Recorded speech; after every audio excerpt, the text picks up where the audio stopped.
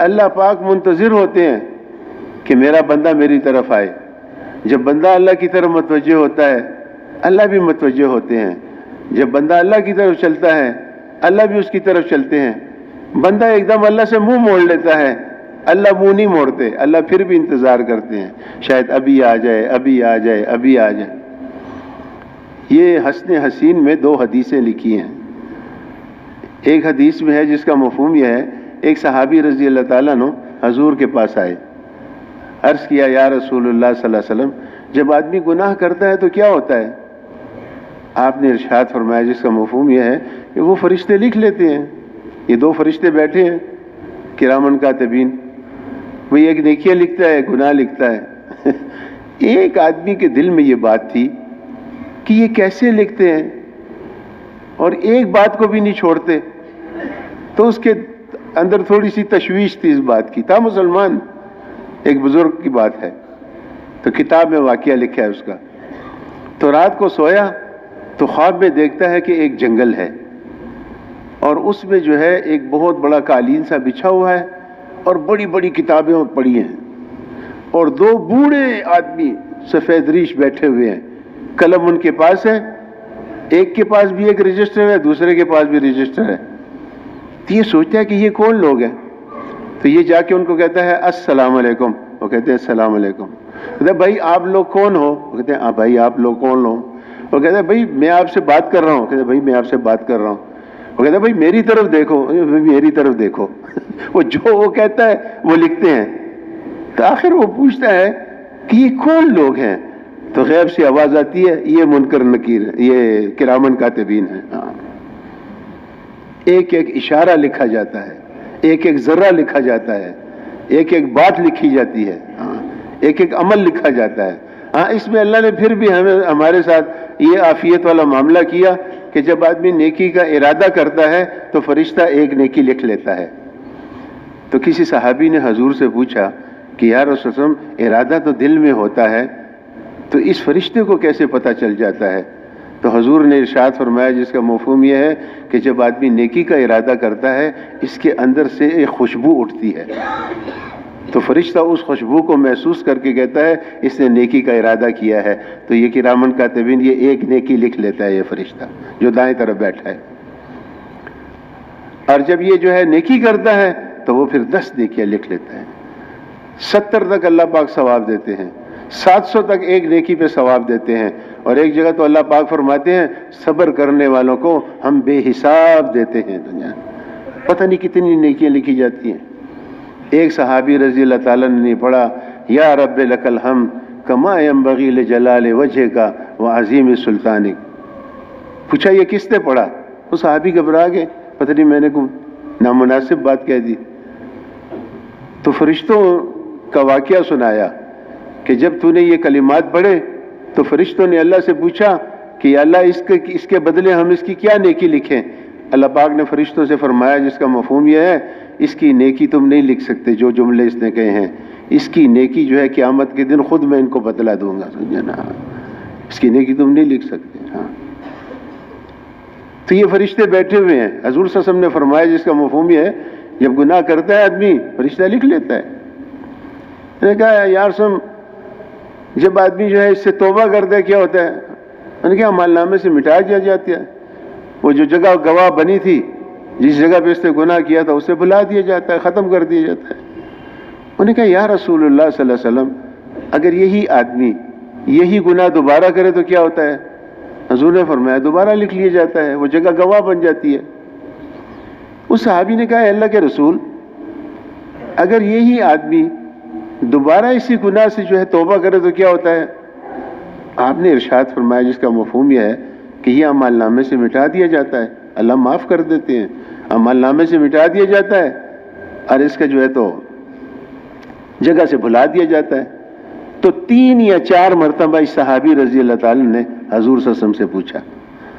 تو تیسری مرتبہ یا چوتھی مرتبہ کہنے پہ آپ صلی اللہ علیہ وسلم نے اس سے ارشاد فرمایا جس کا مفہوم یہ ہے کہ اے میرے صحابی, بندہ توبہ کرتے کرتے تھک جاتا ہے, اللہ معاف کرتے نہیں تھکتے, نہیں تھکتے, نہیں تھکتے, اللہ پھر بھی معاف کرتے ہیں, اللہ پھر بھی معاف کرتے ہیں, اللہ پھر بھی معاف کرتے ہیں. اللہ پاک اپنے بندے سے فرماتے ہیں کہ اے میرے بندے، تجھے کس چیز نے اتنے کریم رب سے جو ہے تو غافل کیا ہوا ہے؟ سمجھے آخر وہ کون سی چیز ہے؟ ان دکانوں نے ہمیں غافل کیا ہوا ہے، ان کارخانوں نے ہمیں غافل کیا ہوا ہے، ان اچھے اچھے لباسوں نے، اچھے اچھے کھانوں نے، اللہ ہی کو بھول گئے۔ کچہری میں بیٹھے ہوئے اللہ کو بھول گئے، دفتر میں بیٹھے اللہ کو بھول گئے، عدالت میں بیٹھے اللہ کو بھول گئے، اللہ کو ہی بھول گئے۔ ہاں، وہ ہم ایک دفعہ تشکیل میں تھے، تو ایک عام آدمی یعنی ایسے غیر معروف، پہلی دفعہ اس کے ساتھ میرا چلہ لگا، میں جانتا بھی نہیں تھا، تو وہ بڑی زبردست باتیں کرتا تھا۔ ایک دن اس کو بیٹھ کر بات دی، یہ گشت کے دوران جو بیٹھ کر بات ہوتی ہے اس کو دی، یہ ایسے اس نے اللہ کو بیان کیا، میں آپ کو کیا کہوں؟ اللہ کو ایسے بیان کرو کہ اللہ کے ساتھ محبت ہو جائے۔ انبیاء علیہ السلام نے تو اللہ کو ایسے بیان کیا ہے۔ اس نے اپنے بیان میں ایک بات کی، میرے دل کو لگی۔ اس نے کہا مثال کے طور پہ ہمیں ایک ٹوپی کوئی ہدیہ کر دیتا ہے تو ہم ساری زندگی اس کا احسان نہیں بھولتے، اور جب وہ سامنے آتا ہے تو ہم کہتے ہیں یار یہ ٹوپی مجھے فلاں نے دی ہے۔ کہتا ہے جس نے ٹوپی دی اس کا تو اتنا شکریہ ادا کرتے ہو، اور جس نے ٹوپی پہننے کے لیے سر دیا اس کو یاد ہی نہیں کرتے ہو، اس کو یاد ہی نہیں کرتے۔ دکان میں بیٹھ گئے، دکان کی مشغولی میں اللہ کو ہی بھول گئے، اب اللہ کے حکموں کو توڑ رہے ہو، اب اللہ کو ہی ناراض کر رہے ہو۔ حدیث میں آتا ہے جس کا مفہوم یہ ہے، صحابہ فرماتے ہیں ہم نے وہ لوگ دیکھے ہیں جن کو تجارت اور دنیا کے مشاغل جو ہے ان کے بارے میں اللہ پاک نے آیت نازل فرمائی کہ دنیا کے مشاغل اور ان کی تجارتیں جو ہے ان کو اللہ کے ذکر سے غافل نہیں رکھتی۔ اذان ہوئی، سارا بازار خالی، مدینہ منورہ کے بازار ایسے خالی ہو جاتے تھے، اور وہ چونکہ استحضار تھا، جب اللہ کا استحضار ہوتا ہے، حضرت عمر رضی اللہ تعالیٰ عنہ جب نماز پڑھتے تھے تو فجر کی نماز میں تو اتنی لمبی صورتیں پڑھتے تھے کہ آخری صف تک ان کے رونے کی آواز جاتی تھی، سمجھے نا۔ ہمیں تو یوں ہی رونا نہیں آتا الا ماشاءاللہ، ہاں، رونا تو آج ختم ہی ہو گیا بس، ہاں، اور سارا مسئلہ جو ہے وہ رونے تک ہی اٹکا ہوا ہے۔ ہاں، اگر ایک دفعہ ہم آ جائیں اللہ کے دربار میں، بس یا اللہ جو ہو گیا وہ ہو گیا، آئندہ تجھے ناراض نہیں کریں گے۔ ہمارا ایک ساتھی وہ کہتا ہے یار یہ تو ایسا در ہے، ادھر تو جھوٹ موڑ کے بھی 2-3 آنسو بہاؤ، اللہ پاک اس پہ بھی کام بناتے ہیں، لیکن کوئی بہائے تو صحیح نا۔ تبلیغی بیانات آفیشیل آن یوٹیوب۔ اللہ رسول الکریم، بھائی دوست اور بزرگوں، اللہ جل جلالہ و من والہ نے اس ساری کائنات کو اپنی قدرت کے ساتھ بنایا ہے۔ آسمان کو اللہ نے بنایا، زمین کو اللہ نے بنایا، اور اس کے درمیان جو کچھ بھی دکھائی دے رہا ہے، اور جو اس سے اوپر ہے اور جو اس سے نیچے ہے اور جو کچھ بھی ہے، سب کے بنانے والی ذات اکیلے اللہ کی ذات ہے۔ علماء کرام سے ہم نے سنا کہ جب اللہ پاک نے دنیا کے بنانے کا ارادہ فرمایا تو اس کو ابھی بنایا نہیں تھا، اس سے ہزاروں سال پہلے اللہ پاک نے یہ ارادہ فرمایا کہ اس کائنات کو ختم کرنا ہے۔ اس آسمان کو اللہ پاک ایک دن ختم کر دیں گے، زمین کو ختم کر دیں گے، قیامت کا دن ہوگا وہ۔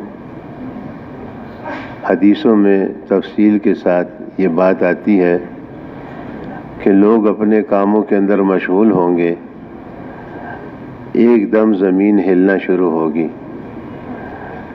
پہلے تو سور پھونکا جائے گا، بڑی پیاری آواز ہوگی اس کی، لوگ اپنے کام کاج بھول کر اس آواز کے پیچھے لگ جائیں گے تاکہ اس آواز کو ڈھونڈ لیں، پا لیں، لیکن پھر وہ آواز تھوڑی کرخت ہو جائے گی، سخت ہو جائے گی، پھر لوگ رک جائیں گے، ڈریں گے، اس سے پیچھے ہٹیں گے، پھر ایک مکان کے ساتھ دوسرا مکان ٹکرائے گا، ایک محلے کے ساتھ دوسرا محلہ ٹکرائے گا، ایک شہر کے ساتھ دوسرا شہر ٹکرائے گا، زلزلہ ہوگا، اللہ پاک ایک ایک چیز کو ختم کریں گے۔ دریاؤں میں آگ لگا دی جائے گی، اور پہاڑ جو ہے یہ روئی کے گالوں کی طرح آسمان کی طرف اڑیں گے۔ سورج بھی ٹوٹ جائے گا، چاند بھی ٹوٹ جائے گا، ستارے بھی ٹوٹیں گے، بہت زیادہ شور ہوگا۔ یہ انسان اپنی آنکھوں سے جن چیزوں کے اندر کامیابی سمجھتا ہے، جن نقشوں کے اندر کامیابی اس کو نظر آتی ہے کہ یہ چیزیں میرے پاس آ جائیں تو میں کامیاب ہو جاؤں گا، یہ ساری چیزیں اللہ پاک ایک اس انسان کو بتائیں گے، اس کے سامنے ختم ہوں گی۔ یہ محلات، یہ پلازے، یہ بلڈنگیں، یہ حکومت کے نقشے، اور یہ جو ہے تو نئی ٹیکنالوجی، اور یہ جہاز، اور یہ ایٹم بم، جو کچھ بھی ہے، ایک ایک چیز کو انسان اپنی آنکھوں سے ختم ہوتے ہوئے اور تباہ ہوتے ہوئے دیکھے گا۔ سب سے آخر میں ایک زوردار چیخ ہوگی، اور پھر اس کے بعد تمام انسانوں کے کلیجے پھٹ جائیں گے اور سارے انسان بھی مر جائیں گے۔ علماء کرام فرماتے ہیں کہ پہلے اللہ پاک کائنات کی ہر چیز کو ختم کریں گے، سب سے آخر میں انسان کو ختم کریں گے۔ اور اس کی وجہ یہ علماء نے لکھی ہے کہ یہ انسان اپنی نگاہوں سے ان نقشوں کو ختم ہوتے ہوئے دیکھ لے، جن کے اندر یہ کامیابی سمجھتا ہے، جن کے اندر یہ صبح سے لے کے رات تک محنت کرتا ہے، کوشش کرتا ہے، اور اس کے لیے جھوٹ بولتا ہے، اس کے لیے سود کرتا ہے۔ سارے ایسے نہیں ہیں، نیک لوگ بھی ہیں، انہی کی برکت سے یہ دنیا قائم ہے۔ لیکن اکثر آج دیکھنے میں آیا، کل ہمارے مسجد میں گشت تھا، تو ایک ساتھی کو میں نے کہا آپ بیان کریں۔ اس نے کہا یہ سب میرا دماغ خراب ہے، بس مجھے آپ چھوڑو، میں بیان نہیں کرتا۔ میں نے کہا ہوا کیا؟ اس نے کہا بس کچھ بھی نہیں۔ خیر جب بیان تشکیل ختم ہو گئی، میں نے اسے پوچھا، میں نے کہا کیا ہوا آپ کو یار؟ اس نے کہا ایک آدمی جھوٹی گواہی میں مجھے ڈال رہا تھا، یہ اچھا ہوا کہ مجھے پتہ چل گیا۔ تو میں نے اس سے یہ کہا کہ تو اللہ سے نہیں ڈرتا؟ تو جو یہ حرام خوری کر رہا ہے، تو اللہ سے نہیں ڈرتا؟ مجھے کہنے لگا حاجی صاحب آج کل لوگ جو ہے پتہ نہیں کیا ہو گیا لوگوں کو۔ میں نے کہا نہیں یار خیر ہے، اس سے غلطی ہو گئی ہوگی، اور اس کو یہ یقین ہونا چاہیے اگر میں سچ بولوں گا تو اللہ پاک مجھے دوسری جگہ سے کہیں سے دے دے گا جو میرا مقدر ہے۔ تو یہ انسان جو ہے اپنی نگاہوں سے ان سارے نقشوں کو ختم ہوتے ہوئے دیکھے گا، اللہ پاک اس کو دکھائیں گے، پھر اس کو ختم کریں گے۔ تو میرے دوستوں اور بزرگوں، یہ دنیا جو ہے یہ یہاں رہنے کی جگہ نہیں ہے، یہ مسافر خانہ ہے۔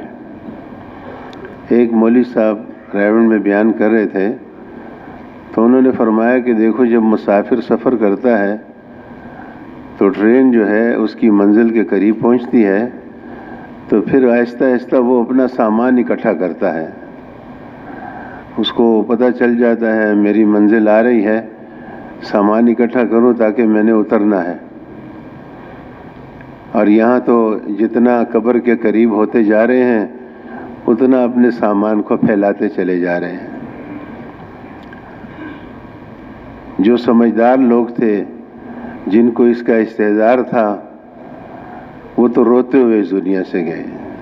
حضرت ابو ہریرہ رضی اللہ تعالیٰ عنہ جب وفات کا وقت قریب آیا تو رونے لگے۔ تو بیوی نے پوچھا کہ کیا بات ہے، آپ دنیا سے جا رہے ہیں اس لیے رو رہے ہیں؟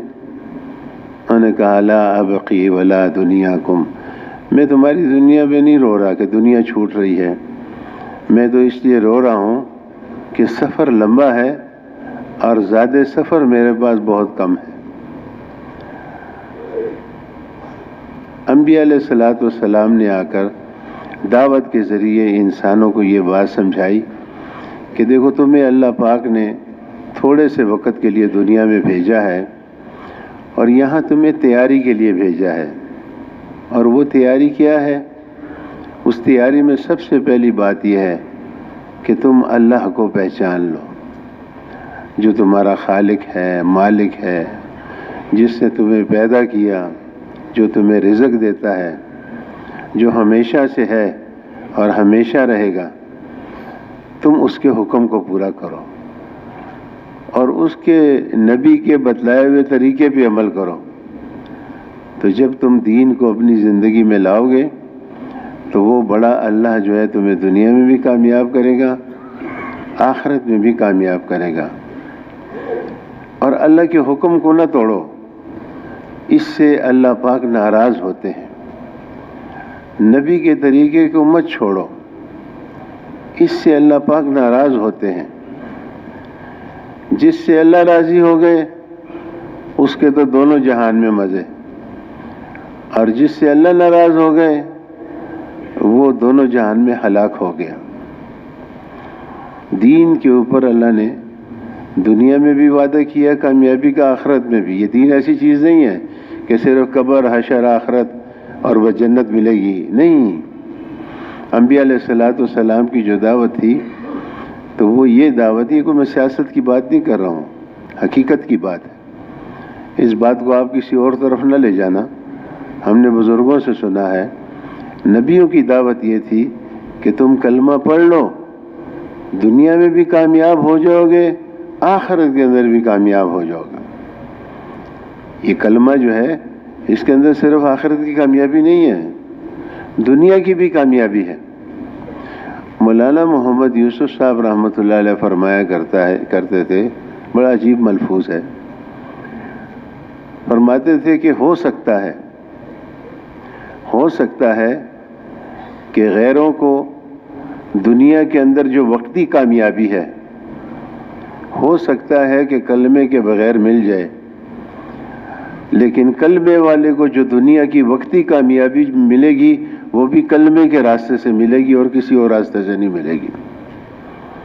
اور حضرت کا دوسرا ملفوظ سناؤں آپ کو، حضرت فرماتے تھے جن لوگوں کو نبی کے راستے سے ایک دفعہ کامیابی مل جاتی ہے، جن لوگوں کو نبی کے راستے سے ایک مرتبہ کامیابی مل جاتی ہے، اللہ پاک ان لوگوں کا نام ملک اور مال والوں کی فہرست سے کاٹ دیتے ہیں۔ اور اگر یہ لوگ دوبارہ ملک و مال کی طرف جاتے ہیں نبی کے راستے میں، نبی کے طریقے میں کامیابی دیکھنے کے بعد بھی، تو پھر اللہ پاک ان پہ ایسے لوگوں کو مقرر کریں گے جیسے جو ہے بخت نصر کو مقرر کیا بنی اسرائیل پہ۔ جب بخت نصر آیا، بادشاہ بنا، تو اس نے جو ہے بنی اسرائیل کو قتل کرنا شروع کیا۔ اتنا قتل کیا اس نے، اتنا قتل کیا، اتنا جو ہے مومنین کو قتل کیا، کلمے والوں کو، کہ ان کے جو علماء تھے انہوں نے اس سے کہا کہ خدا کا واسطہ ہے، آخر نبیوں کی اولاد ہیں، قتل کو بند کر دو۔ اس نے کہا میں نے قسم کھائی ہوئی ہے کہ جب تک ان کا خون میرے گھوڑے کے سینے کے ساتھ نہ لگ جائے میں ان کا قتل بند نہیں کروں گا۔ تو انہوں نے کہا کہ اتنا خون کہاں سے آئے گا، کیونکہ جب وہ قتل کرتے تھے مومن کو تو اس کا خون نکلتا تھا، وہ جم جاتا تھا زمین پہ، تھوڑا سا خون ہوتا تھا، اتنا خون تو نہیں ہے کہ اب اس کا جو ہے دریا بن جائے اور یہ اس کے اندر اترے۔ پھر یہ علماء بیٹھے آپس میں اور انہوں نے ہیلے سے ایک تالاب بنایا اور اس میں جو ہے ایک مومن کو قتل کیا۔ جب اس کا خون جم گیا تو اس میں پانی چھوڑ دیا، اور وہ خون کے ٹکڑے جب پانی پر آئے تیرنے لگے تو اس کو گھوڑے پہ بٹھا کر لائے اور وہ خون اس کے گھوڑے کے سینے کے ساتھ ٹکرایا اور پھر اس کے بعد اس نے بنی اسرائیل کا قتل ختم کیا۔ تو ایک مرتبہ جن لوگوں کو نبی کے طریقے سے کامیابی مل جاتی ہے، اللہ پاک جو ہے ان لوگوں کا نام ملک و مال والوں کی فہرست سے کاٹ دیتے ہیں۔ انسان سے اللہ پاک کا یہ تقاضا ہے کہ یہ سب کچھ اللہ ہی کی طرف منسوب کرے۔ ہمارے حاجی صاحب عبدالوہاب صاحب رحمۃ اللہ علیہ فرمایا کرتے تھے کہ ہر آن ہر گھڑی ہماری توجہ جو ہے وہ اللہ پاک کی ذات عالی کی طرف ہونی چاہیے۔ آپ لوگوں نے بھی سنا ہوگا، کیونکہ وہ بہت زیادہ کہتے تھے اس کو۔ کوئی مسئلہ آ گیا اللہ کی طرف متوجہ، کوئی بات آ گئی اللہ کی طرف متوجہ، کوئی چیز چاہیے اللہ سے مانگنا، اللہ کی طرف متوجہ ہونا۔ ہمارے ایک بزرگ تھے، فوت ہو گئے۔ میں ایک بار اندر ان کے ساتھ بیٹھا تھا تو ایک ڈاکٹر صاحب آ گئے، تو خیر باتیں کرنے لگے۔ انہوں نے مجھے کہا یار میری ڈاکٹر صاحب سے کوئی ضروری بات ہے، آپ ذرا چلے جاؤ۔ میں نے کہا ٹھیک ہے۔ خیر میں اٹھ گیا اور باہر آ گیا، لیکن مجھے ذرا تشویش ہوئی کیونکہ وہ بزرگ مجھ سے کوئی بات نہیں چھپاتے تھے۔ میں نے کہا ایسی کون سی بات ہے کہ یہ انہوں نے مجھ سے چھپائی ہے؟ تو شب جمعہ تھا، رات کو سونے سے پہلے میں نے ڈاکٹر صاحب سے پوچھا، میں نے کہا ڈاکٹر صاحب اس وقت جب ہم بیٹھے تھے تو ان بزرگوں نے مجھے باہر بھجوا دیا، تو آپ سے انہوں نے کیا بات کی؟ ڈاکٹر صاحب نے کچھ بھی نہیں، ان کی طبیعت خراب تھی، تو انہوں نے کہا یار میری طبیعت خراب ہے، مجھے کوئی دوا لکھ دو۔ تو میں نے دوا لکھ دی۔ میں نے کہا بس یہی بات تھی؟ میں نے کہا ہاں یہی بات تھی۔ خیر پھر میں نے ان بزرگ سے پوچھا، میں نے کہا جی میں نے ڈاکٹر صاحب سے پوچھا ہے تو آپ نے تو صرف دوائی لکھوانی تھی، تو اتنی سی بات کے لیے آپ نے مجھے اٹھا دیا کہ تو اٹھ جا، تو کیا بات ہے اگر میرے سامنے آپ پوچھ لیتے؟ تو انہوں نے مجھ سے یہ کہا کہ عبدالوہاب صاحب نے ہمیں منع کیا ہوا ہے کہ اپنی بیماری بھی کسی کو مت بتاؤ۔ جو ہم چیختے رہتے ہیں نا، کمر میں درد ہے، سر میں درد ہے، آنکھ میں درد ہے، دانت میں درد ہے، جن کا تعلق اللہ کے ساتھ ہوتا ہے وہ یہ بات بھی کسی کو نہیں بتاتے، وہ اللہ ہی سے مانگتے ہیں، اللہ ہی کی طرف متوجہ رہتے ہیں۔ انبیاء علیہ الصلوۃ والسلام نے اس ایمان کی دعوت انسانوں کو دی کہ اے لوگوں تم اس اللہ کے ساتھ جڑ جاؤ جو ہمارا خالق اور مالک ہے، اور یہ دنیا اور دنیا کی چیزیں یہ ابتلا ہیں، امتحان ہے، اس کے اندر کامیابی نہیں ہے، نہ اس کے اندر کامیابی ہے نہ اس کے اندر ناکامی ہے۔ ناکامی بھی نہیں ہے، کامیابی بھی نہیں ہے۔ اس کے ساتھ دنیا کی کسی چیز کے ساتھ کامیابی ناکامی کا تعلق ہے ہی نہیں کہ یہ ہوں گی تو کامیاب اور یہ نہیں ہوں گے تو ناکام۔ بلکہ آج فجر میں ہمارے ساتھی نے تعلیم کرائی فضائل صدقات سے، تو ہم ساتھی پھر بعد میں تھوڑا آپس میں مذاکرہ بھی کیا اور سوچتے رہے کتنی برائی بیان کی ہے اللہ پاک نے اس دنیا کی۔ ایک کوڑے کا ڈھیر اور اس پہ جو ہے مرا ہوا بکری کا بچہ پڑا تھا، اور اتنی بدبو وہاں پر کوئی ٹھہر بھی نہیں سکتا تھا۔ تو آپ صلی اللہ علیہ وسلم صحابہ کے ساتھ روک گئے اور پوچھا کہ اس کو جو ہے کون خریدے گا اتنے پیسوں میں؟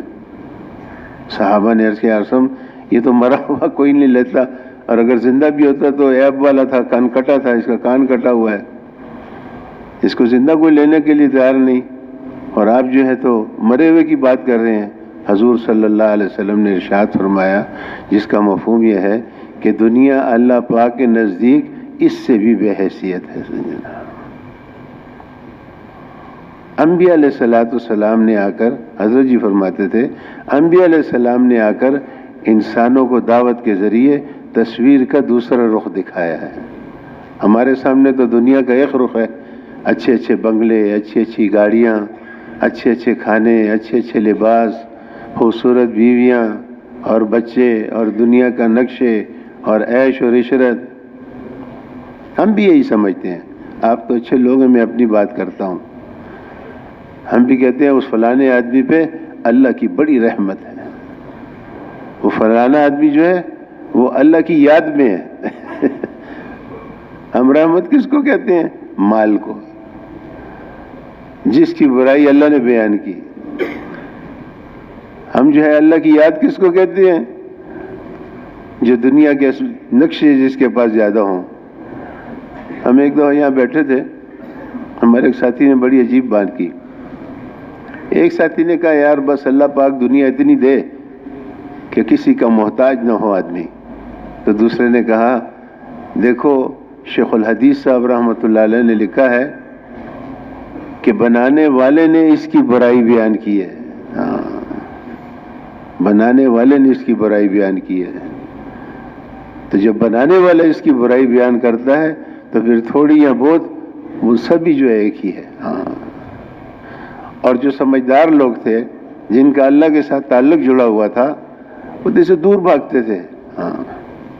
حضرت عمر رضی اللہ تعالیٰ عنہ کے متعلق آتا ہے اتنا جو ہے تو موٹا لباس اور اتنا سادہ کھانا اور اتنی سادی زندگی ان کی کہ ان کو جو ہے ان کے ساتھ کوئی کھانا نہیں کھا سکتا تھا.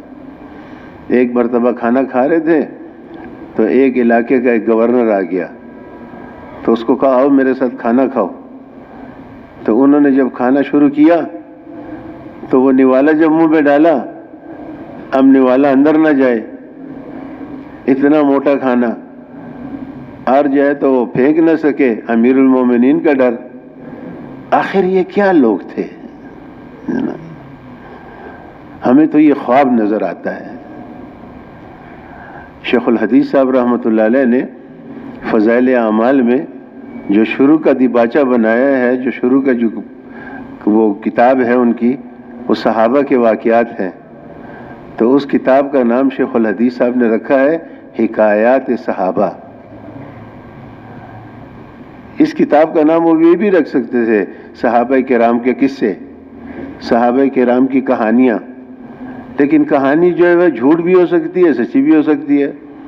قصہ جو ہے وہ سچا بھی ہو سکتا ہے، جھوٹا بھی ہو سکتا ہے. لیکن شیخ الحدیث صاحب نے کیا نام رکھا ہے؟ حکایات صحابہ کرام. مطلب کہ صحابہ کرام کے سچے قصے، سچے واقعات. حکایت اس کو کہتے ہیں جو سچا واقعہ ہو، یہ ایسا گزرا ہے.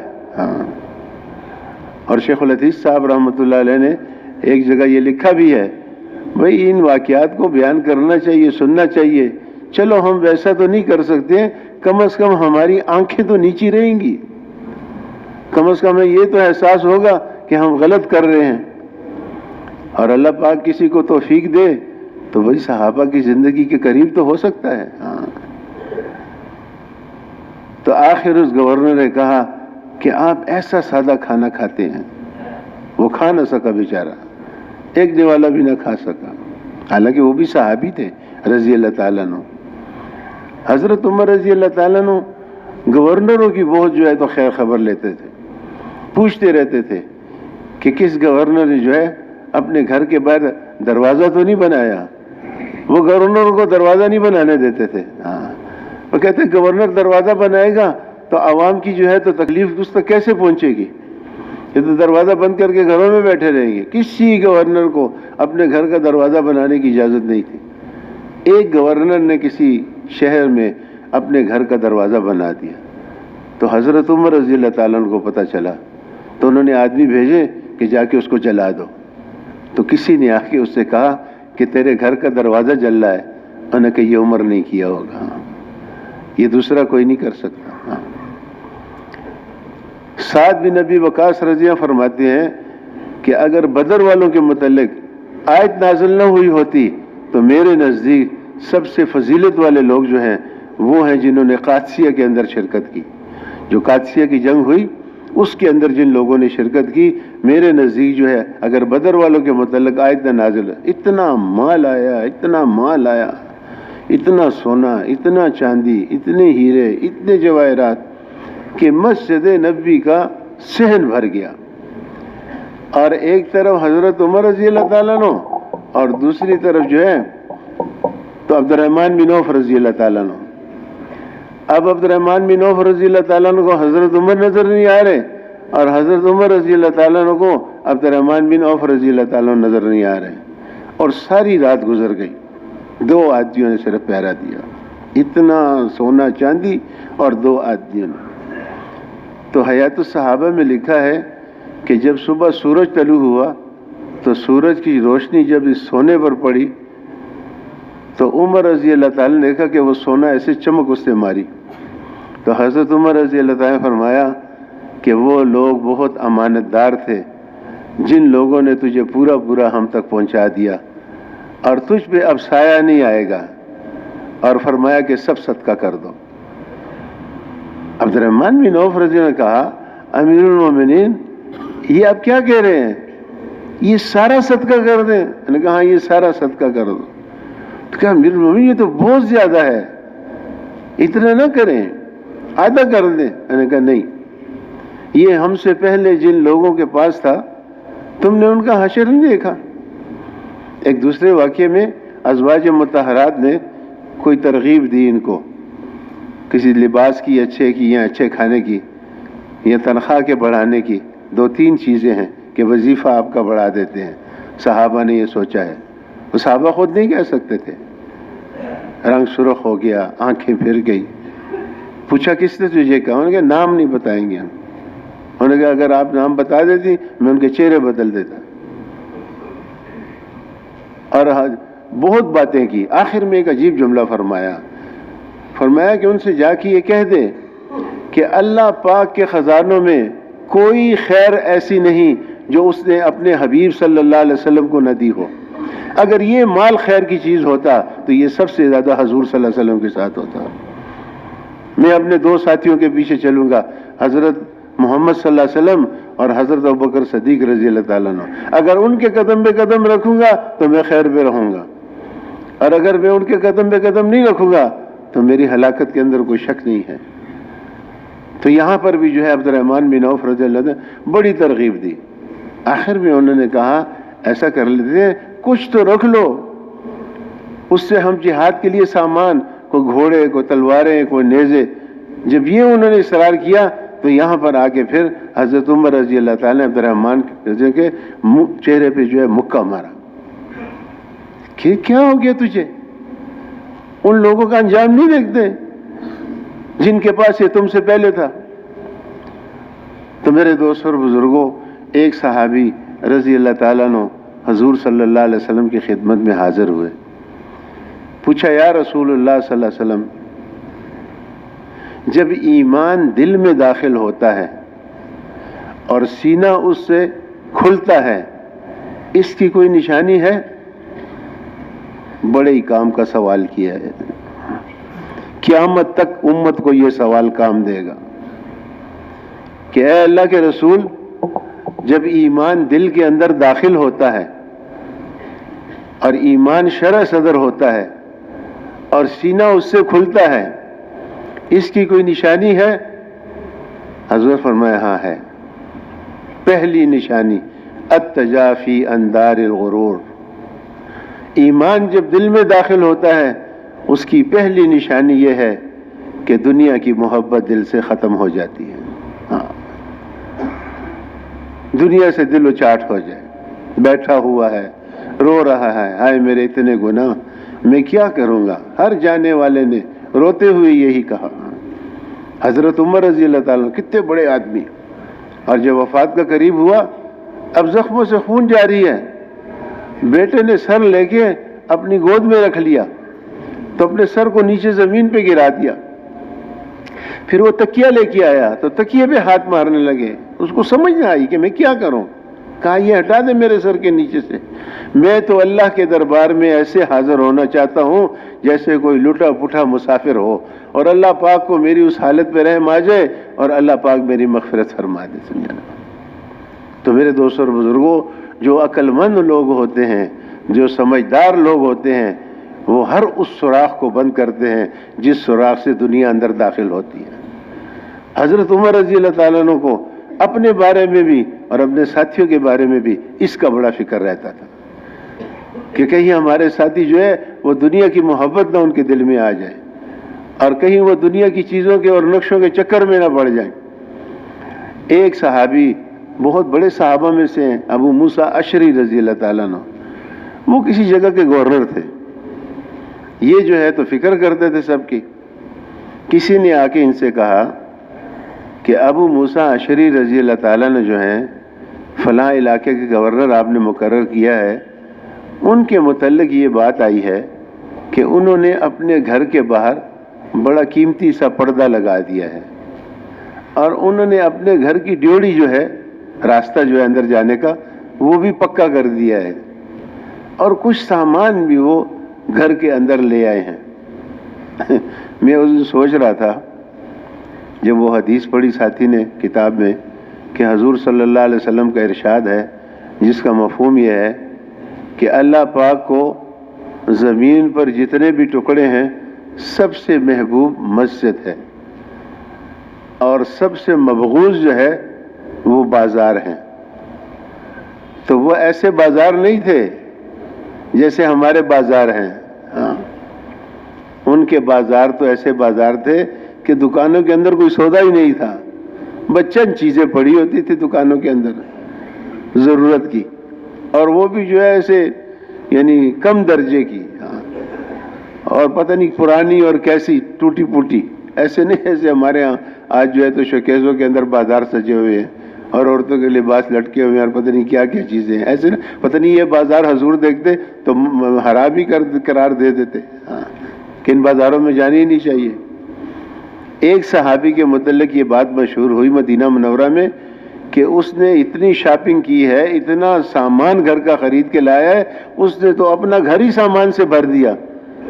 تو مدینے کے لوگ اس کے گھر گئے دیکھنے کے لیے کہ یہ کیا لے کے آیا ہے، تو 3 چیزیں وہ لے کے آیا تھا، ایک وضو کرنے کے لیے لوٹا اور ایک جو ہے پانی پینے کے لیے پیالہ اور ایک سونے کے لیے تکیہ، یہ 3 چیزیں لے کے آیا، اور سارے مدینہ میں یہ آواز لگ گئی کہ وہ اتنا سامان اپنے گھر لے گیا۔ تو وہ ایسے بازار نہیں تھے، ان میں تو کچھ تھا ہی نہیں۔ تو بس ابو موسیٰ اشعری رضی اللہ عنہ تھوڑا سا سامان ہی لائے ہوں گے ضرورت کا۔ حضرت عمر نے جواب بھجوایا کہ بھئی ان سے کہو کہ آ جائے۔ جب ان کو پیغام پہنچا تو انہوں نے جو ہے پہلے پردہ اتارا، پھر سارے گھر کا سامان اکٹھا کیا، سارا بازار میں جا کے فروخت کیا اور ان پیسوں کو بیت المال میں جمع کر دیا، اور سیدھا جو ہے وہ مدینہ منورہ حضرت عمر رضی اللہ تعالیٰ عنہ کے پاس آ گئے۔ تو ان سے کہا کہ اے عمر، پہلے میری بات سن لے، پھر اس کے بعد جو تیرا جی چاہے کہہ۔ تو انہوں نے کہا سنا۔ انہوں نے کہا میں گورنر تھا، لوگ میرے پاس آتے تھے، مجھے بھی کچھ ہدیہ دیتے تھے، میرے بیٹے کو بھی کچھ پیسے وغیرہ دیتے تھے، اس سے کچھ پیسے جمع ہو گئے۔ ہمارے گھر کے باہر پردہ نہیں تھا تو گھر کی بے پردگی ہوتی تھی، تو ہاں اتنا ہے کہ ایک اچھی قسم کا پردہ ہم لائے اور وہ ہم نے دروازے کے باہر لٹکا دیا جو گھر کی چوکاٹ تھی، اور کچھ ضرورت کا سامان تھا وہ ہم گھر کے لیے لے آئے۔ لیکن جب تیرا پیغام آیا کہ مدینہ منورہ آؤ تو میں سمجھ گیا، تو میں نے وہ سارا سامان بھی اور وہ پردہ اتار کے سارا فروخت کیا اور بیت المال میں جمع کر دیے پیسے۔ اب میں تیرے پاس آیا ہوں، اب جو تو چاہے کر لے میرے ساتھ۔ تو حضرت عمر نے فرمایا کہ تو نے بہت اچھا کیا کہ تو جو ہے تو یہ سامان لے کے آ گیا، سامان تو نے بیچ دیا اور پیسے تو نے بیت المال میں جمع کر دیے۔ تو اب تو ایسا کر کہ یہ بیت المال کی بکریاں ہیں، ان کو 2 سال تک صحرا میں چرا، یہ تیری سزا ہے۔ تو وہ بکریاں لے کے اور صحرا چلے گئے۔ اللہ کی شان کوئی مہینہ 2-3 گزرے ہوں گے تو کوئی آدمی آیا، انہوں نے کہا امیر المومنین بیت المال کے اونٹ گم ہو گئے ہیں، ہم کافی ان کے پیچھے پھرے لیکن وہ اونٹ نہیں مل رہے، تو امیر المومنین ایسا کریں، اب کیا کریں اس کا؟ حضرت عمر گھبرا گئے، انہوں نے کہا بیت المال کے اونٹ کیسے گم ہو گئے؟ انہوں نے کہا میں خود دیکھتا ہوں جا کے۔ تو گرمی تھی اور دوپہر کا وقت تھا، بڑی شدید دھوپ، اور حضرت عمر رضی اللہ عنہ صحرا نکل گئے۔ اب صحرا میں اونٹوں کو ڈھونڈ رہے ہیں، اتنے میں دیکھا کہ ایک بہت بڑی چٹان تھی، اور اس چٹان کے سائے میں ابو موسیٰ اشعری رضی اللہ تعالیٰ عنہ بکریاں لے کے اور ایک چھوٹی سی چھڑی ان کے ہاتھ میں، اور وہ وہاں پر بیٹھے ہوئے ہیں۔ تو حضرت عمر رضی اللہ تعالیٰ نے جب ان کو دیکھا تو دور سے ان کو سلام کیا، السلام علیکم میرا بھائی ابو موسیٰ، کیا حال ہے؟ خیریت ہے؟ ہدیے ودیے تو یہاں بہت آتے ہوں گے۔ جب قریب پہنچے تو ابو موسیٰ اشعری رضی اللہ تعالیٰ نے فرمایا کہ اے عمر سن، میں نے اس بات کو سمجھ لیا اور تو بھی اس بات کو سمجھ لے کہ ہدیے جو آیا کرتے ہیں وہ منصب کی وجہ سے آیا کرتے ہیں، شخصیت کی وجہ سے نہیں آتے۔ وہ تو میں گورنر تھا اور لوگ مجھے پیسے بھی دیتے تھے، ساری چیزیں دیتے تھے، یہاں پر تو خاک بھی نہیں ہے، کوئی پوچھنے والا بھی نہیں ہے۔ تو حضرت عمر رضی اللہ تعالی نے ان کو سینے سے لگایا، ان کا ماتھا چوما اور فرمایا کہ یہی بات تجھے سمجھانے کے لیے میں نے یہاں پر بھیجا تھا، اور یہ بہت اچھا ہوا کہ تیری سمجھ میں یہ بات آ گئی، اور مجھے بڑی خوشی ہوئی اس بات کی، لیکن 2 سال پھر بھی پورے کرنے پڑیں گے۔ تو میرے دوست اور بزرگوں، انبیاء علیہ السلام نے آ کر اس دنیا کی حقیقت لوگوں کو بتائی ہے۔ دیکھو اس چکر میں نہ پڑنا، یہ ایسا سمندر ہے کہ اس کا کنارہ نہیں ہے، اور جو اس کے چکر میں پڑا ہے تو تم سے پہلے یہ لوگ دیکھ لو، فرعون کو دیکھ لو، نمرود کو دیکھ لو، شداد کو دیکھ لو، قارون کو دیکھ لو، یہ اس چکر میں پڑ گئے۔ مال جب آتا ہے تو بہت سی خرابیاں ساتھ لاتا ہے، چیزیں جب آتی ہیں تو یہ بہت سی خرابیاں ساتھ لاتی ہیں۔ مجھے ایک دفعہ احمد گل صاحب رحمۃ اللہ علیہ نے مجھے فرمایا کہ تجھے پتہ ہے کہ آدمی کے اخلاق کب خراب ہوتے ہیں؟ میں نے کہا نہیں جی۔ انہوں نے کہا جب کسی آدمی کو کچھ اختیار ملتا ہے پھر اس کے اخلاق خراب ہو جاتے ہیں۔ تو میرے دوستوں اور بزرگوں، انبیاء علیہ السلام نے دعوت کے ذریعے انسانوں کو اللہ کا تعارف کرایا ہے۔ دنیا کی زندگی مختصر ہے، آخرت کی زندگی یہ بہت لمبی ہے۔ اللہ پہ یقین کرو، اللہ کے خزانوں پہ یقین کرو، اللہ کے ساتھ محبت کرو، اللہ کے ساتھ تعلق جوڑو۔ اللہ کی ذات بڑی ذات ہے، وہ رحیم ہے، کریم ہے، شفیق ہے، مہربان ہے، تم سوچ نہیں سکتے۔ حاجی صاحب رحمۃ اللہ علیہ ایک دن مشورے میں، رمضان کا مہینہ تھا، عصر کے بعد آ کے بیٹھے۔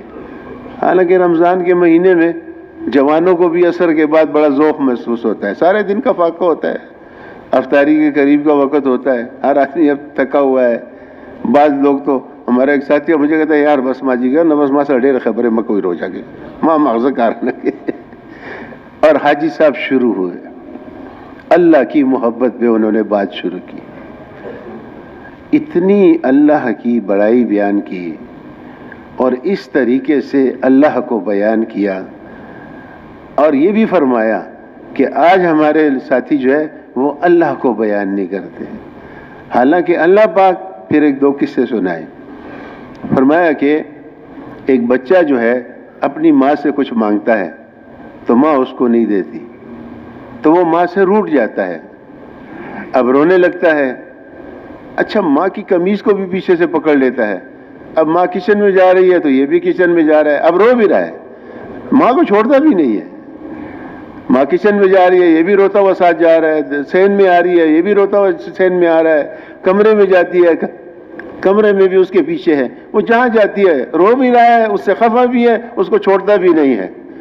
آخر ماں جو ہے وہ چیز لے کے، کھلونا ہے یا جو چیز ہے، اس کو کہتی ہے کہ آئیے لے لے، پھر وہ بچہ کہتا ہے نہیں لیتا۔ ہاں اب یہ بچہ ماں کے ساتھ لاڈ کرتا ہے اور ماں کے ساتھ ضد کرتا ہے، ماں کہتی ہے لے لینا، کہتے ہیں نہیں لیتا ہوں، کہ لے لے، ماں اس کے پیچھے بھاگتی ہے، وہ آگے آگے اور ماں پیچھے پیچھے، آخر ماں اس کو جو ہے پکڑ لیتی ہے، اس کو اٹھا لیتی ہے گود میں، اس کو سینے کے ساتھ لگاتی ہے، اس کو چومتی بھی ہے، اس کو پیار بھی کرتی ہے، پھر اس کے بعد کھلونا دیتی ہے۔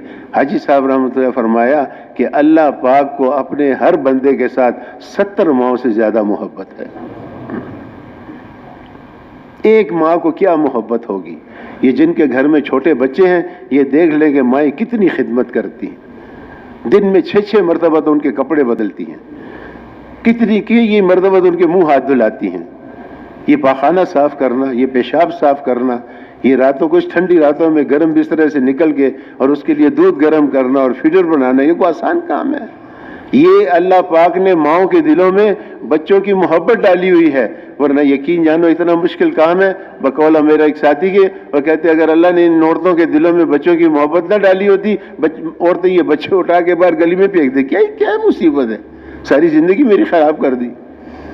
لیکن ماں ہے، اللہ پاک نے اس کے دل میں محبت ڈالی ہے، اتنی مشقت والی زندگی اور اس بچے کے لیے یہ اختیار کرتی ہے، اور باوجود اس کے بھی اس سے محبت کرتی ہے۔ ہاں، اللہ پاک کو جو ہے اپنے ہر بندے سے 70 ماؤں سے زیادہ۔ انبیاء علیہ السلام نے دعوت میں انسانوں کو یہ بتایا کہ اللہ ہے، بڑی ذات ہے، یہ جو کچھ بھی تمہیں نظر آ رہا ہے یہ اس کے سامنے کچھ بھی نہیں ہے، اسی نے سب کچھ بنایا ہے، نفع نقصان بھی اس میں اسی نے رکھا ہے، اور کامیابی ناکامی بھی اسی کے پاس ہے، اور موت و حیات کا مالک بھی وہی ہے۔ ساری دنیا کے انسان جمع ہو جائیں، کسی کو نقصان پہنچانا چاہیں اس کو نقصان نہیں پہنچا سکتے جب تک اللہ کا ارادہ نہ ہو۔ اگر ساری دنیا کے انسان جمع ہو جائیں اور کسی انسان کو فائدہ پہنچانا چاہیں اس وقت تک اس کو فائدہ نہیں پہنچا سکتے جب تک جو ہے اللہ کا ارادہ نہ ہو۔ دیکھو تم اللہ کی ذات پہ یقین کرو، اللہ کی صفات پہ یقین کرو، اللہ کے وعدوں پہ یقین کرو۔ اللہ پاک جو ہے وعدہ کو پورا کرنے والے ہیں۔ وہ جو ابو درداء رضی اللہ تعالیٰ عنہ کا قصہ ہے اس میں یہی چیز تو تھی۔ ایک آیا آپ کے مکان کو آگ لگ گئی، ان کے نہیں لگ سکتی۔ دوسرا آیا کہ ابو درداء آپ کے مکان کو آگ لگی ہے، میں بھی دیکھ کے آیا ہوں، ان کے نہیں لگ سکتی۔ تیسرا آیا، اس نے بھی یہی کہا۔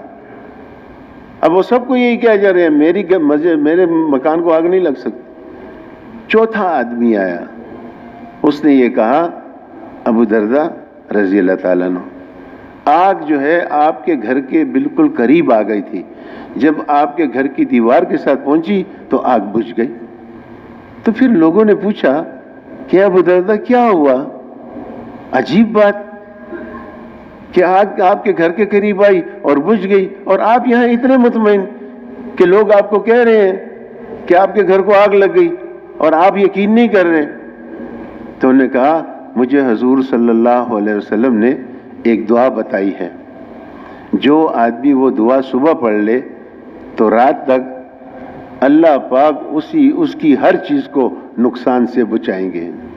یہ اللہ کا وعدہ ہے، اور اللہ کا وعدہ سچا ہوتا ہے۔ اللہ کا وعدہ سچا ہے۔ کیوں؟ دیکھو یہ جو وعدہ لوگ پورا نہیں کرتے ہیں نا، یہ محتاجی کی وجہ سے پورا نہیں کرتے۔ یار میں نے آپ سے وعدہ کیا تھا میں کر نہ سکا، یار میں نے آپ سے وعدہ کیا تھا میں آ نہ سکا، میں نے آپ سے وعدہ کیا تھا میں پہنچ نہ سکا۔ یہ محتاجی کی وجہ سے وعدہ پورا نہیں ہوتا، اور اللہ پاک کسی کا محتاج نہیں ہے، اس لیے اللہ کے سارے وعدے سچے ہیں۔ انک لا تخلف المیعاد، اللہ کے سارے وعدے سچے ہیں۔ ہاں، یہ ایمان بنانا انبیاء علیہ السلام نے اس کی دعوت دی۔ ہاں، مولانا اسلم صاحب رحمۃ اللہ فرماتے تھے کہ اللہ پاک تو اتنے کریم ہیں کہ قیامت کے دن اگر کوئی نبی اللہ سے یوں کہے کہ یا اللہ میرے فلاں امتی کا ذرا اعمال نامہ تو مجھے بتا دیں، تو مولانا اسلم صاحب رحمۃ اللہ فرماتے تھے کہ اللہ پاک فرمائیں گے کہ آج میں کسی کو بھی کسی کا اعمال نامہ نہیں دکھاؤں گا، اور میں کسی کو رسوا نہیں کروں گا، بس جو کرتوت اس نے کیے ہیں وہ مجھے معلوم ہے اور اسے معلوم ہے، آج میں کسی کا پردہ نہیں اٹھاؤں گا۔ اللہ پاک اتنی کریم ذات ہے۔ کہتے ہیں ایک آدمی کو بلایا جائے گا، اس کے گناہ گنوائے جائیں گے، پتہ نہیں کیا لوگ کہیں گے بس یہ تو ہلاک ہو گیا۔ اللہ پاک اس سے فرمائیں گے جس کا مفہوم یہ ہے کہ جتنے تو نے گناہ کیے وہ سارے معاف، اور جتنے گناہ تو نے کیے اتنی نیکیاں بھی تجھے مل گئی۔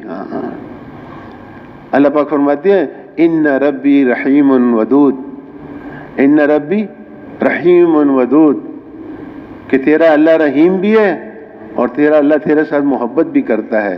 دیکھو اللہ پاک ہم سب سے محبت کرتا ہے۔ ہاں، حدیثوں میں آتا ہے جس کا مفہوم یہ ہے کہ اللہ پاک منتظر ہوتے ہیں کہ میرا بندہ میری طرف آئے۔ جب بندہ اللہ کی طرف متوجہ ہوتا ہے اللہ بھی متوجہ ہوتے ہیں، جب بندہ اللہ کی طرف چلتا ہے اللہ بھی اس کی طرف چلتے ہیں۔ بندہ ایک دم اللہ سے منہ موڑ لیتا ہے، اللہ منہ نہیں موڑتے، اللہ پھر بھی انتظار کرتے ہیں، شاید ابھی آ جائے، ابھی آ جائے، ابھی آ جائے۔ یہ حسن حسین میں 2 حدیثیں لکھی ہیں۔ ایک حدیث میں ہے جس کا مفہوم یہ ہے، ایک صحابی رضی اللہ تعالیٰ عنہ حضور کے پاس آئے، عرض کیا یا رسول اللہ صلی اللہ علیہ وسلم جب آدمی گناہ کرتا ہے تو کیا ہوتا ہے؟ آپ نے ارشاد فرمایا جس کا مفہوم یہ ہے کہ وہ فرشتے لکھ لیتے ہیں۔ یہ 2 فرشتے بیٹھے ہیں کرامن کاتبین، وہی ایک نیکیاں لکھتا ہے، گناہ لکھتا ہے۔ ایک آدمی کے دل میں یہ بات تھی کہ یہ کیسے لکھتے ہیں اور ایک بات کو بھی نہیں چھوڑتے، تو اس کے اندر تھوڑی سی تشویش تھی اس بات کی۔ تھا مسلمان، ایک بزرگ کی بات ہے، تو کتاب میں واقعہ لکھا ہے اس کا۔ تو رات کو سویا تو خواب میں دیکھتا ہے کہ ایک جنگل ہے اور اس میں جو ہے ایک بہت بڑا قالین سا بچھا ہوا ہے اور بڑی بڑی کتابیں پڑی ہیں، اور 2 بوڑھے آدمی سفید ریش بیٹھے ہوئے ہیں، قلم ان کے پاس ہے، ایک کے پاس بھی ایک رجسٹر ہے، دوسرے کے پاس بھی رجسٹر ہے۔ تو یہ سوچتا ہے کہ یہ کون لوگ ہیں، تو یہ جا کے ان کو کہتا ہے السلام علیکم۔ وہ کہتے ہیں السلام علیکم۔ کہتے ہیں بھائی آپ لوگ کون ہو؟ وہ کہتے ہیں بھائی آپ لوگ کون ہو؟ وہ کہتے ہیں بھائی میں آپ سے بات کر رہا ہوں۔ کہتے ہیں بھائی میں آپ سے بات کر رہا ہوں۔ وہ کہتے ہیں بھائی میری طرف دیکھو، میری طرف دیکھو۔ وہ جو وہ کہتا ہے وہ لکھتے ہیں۔ تو آخر وہ پوچھتا ہے کہ یہ کون لوگ ہیں؟ تو غیب سے آواز آتی ہے یہ منکر نکیر، یہ کرامن کاتبین ہیں۔ ایک ایک اشارہ لکھا جاتا ہے، ایک ایک ذرہ لکھا جاتا ہے، ایک ایک بات لکھی جاتی ہے، ایک ایک عمل لکھا جاتا ہے۔ اس میں اللہ نے پھر بھی ہمارے ساتھ یہ عافیت والا معاملہ کیا کہ جب آدمی نیکی کا ارادہ کرتا ہے تو فرشتہ ایک نیکی لکھ لیتا ہے۔ تو کسی صحابی نے حضور سے پوچھا کہ یا رسول اللہ ارادہ تو دل میں ہوتا ہے تو اس فرشتے کو کیسے پتہ چل جاتا ہے؟ تو حضور نے ارشاد فرمایا جس کا مفہوم یہ ہے کہ جب آدمی نیکی کا ارادہ کرتا ہے اس کے اندر سے ایک خوشبو اٹھتی ہے، تو فرشتہ اس خوشبو کو محسوس کر کے کہتا ہے اس نے نیکی کا ارادہ کیا ہے۔ تو یہ کرامن کاتبین یہ ایک نیکی لکھ لیتا ہے یہ فرشتہ جو دائیں طرف بیٹھا ہے، اور جب یہ جو ہے نیکی کرتا ہے تو وہ پھر 10 نیکیاں لکھ لیتا ہے۔ 70 تک اللہ پاک ثواب دیتے ہیں، 700 تک ایک نیکی پہ ثواب دیتے ہیں، اور ایک جگہ تو اللہ پاک فرماتے ہیں صبر کرنے والوں کو ہم بے حساب دیتے ہیں دنیا میں۔ پتہ نہیں کتنی نیکیاں لکھی جاتی ہیں۔ ایک صحابی رضی اللہ تعالیٰ نے پڑھا یا رب لک الحمد کما ینبغی لجلال وجہک وعظیم سلطانک۔ پوچھا یہ کس نے پڑھا؟ وہ صحابی گھبرا گئے، پتہ نہیں میں نے کوئی نامناسب بات کہہ دی۔ تو فرشتوں کا واقعہ سنایا کہ جب تو نے یہ کلمات پڑھے تو فرشتوں نے اللہ سے پوچھا کہ یا اللہ اس کے بدلے ہم اس کی کیا نیکی لکھیں؟ اللہ پاک نے فرشتوں سے فرمایا جس کا مفہوم یہ ہے اس کی نیکی تم نہیں لکھ سکتے، جو جملے اس نے کہے ہیں اس کی نیکی جو ہے قیامت کے دن خود میں ان کو بتلا دوں گا، سمجھے نا؟ اس کی نیکی تم نہیں لکھ سکتے۔ تو یہ فرشتے بیٹھے ہوئے ہیں، حضور صلی اللہ علیہ وسلم نے فرمایا جس کا مفہوم یہ ہے جب گناہ کرتا ہے آدمی فرشتہ لکھ لیتا ہے۔ میں نے کہا یار سن، جب آدمی جو ہے اس سے توبہ کرتا ہے کیا ہوتا ہے؟ میں نے کہا عمل نامے سے مٹا دیا جاتا ہے، وہ جو جگہ گواہ بنی تھی جس جگہ پہ اس نے گناہ کیا تھا اسے بھلا دیا جاتا ہے، ختم کر دیا جاتا ہے۔ انہوں نے کہا یا رسول اللہ صلی اللہ علیہ وسلم اگر یہی آدمی یہی گناہ دوبارہ کرے تو کیا ہوتا ہے؟ حضور نے فرمایا دوبارہ لکھ لیا جاتا ہے، وہ جگہ گواہ بن جاتی ہے۔ اس صحابی نے کہا اے اللہ کے رسول اگر یہی آدمی دوبارہ اسی گناہ سے جو ہے توبہ کرے تو کیا ہوتا ہے؟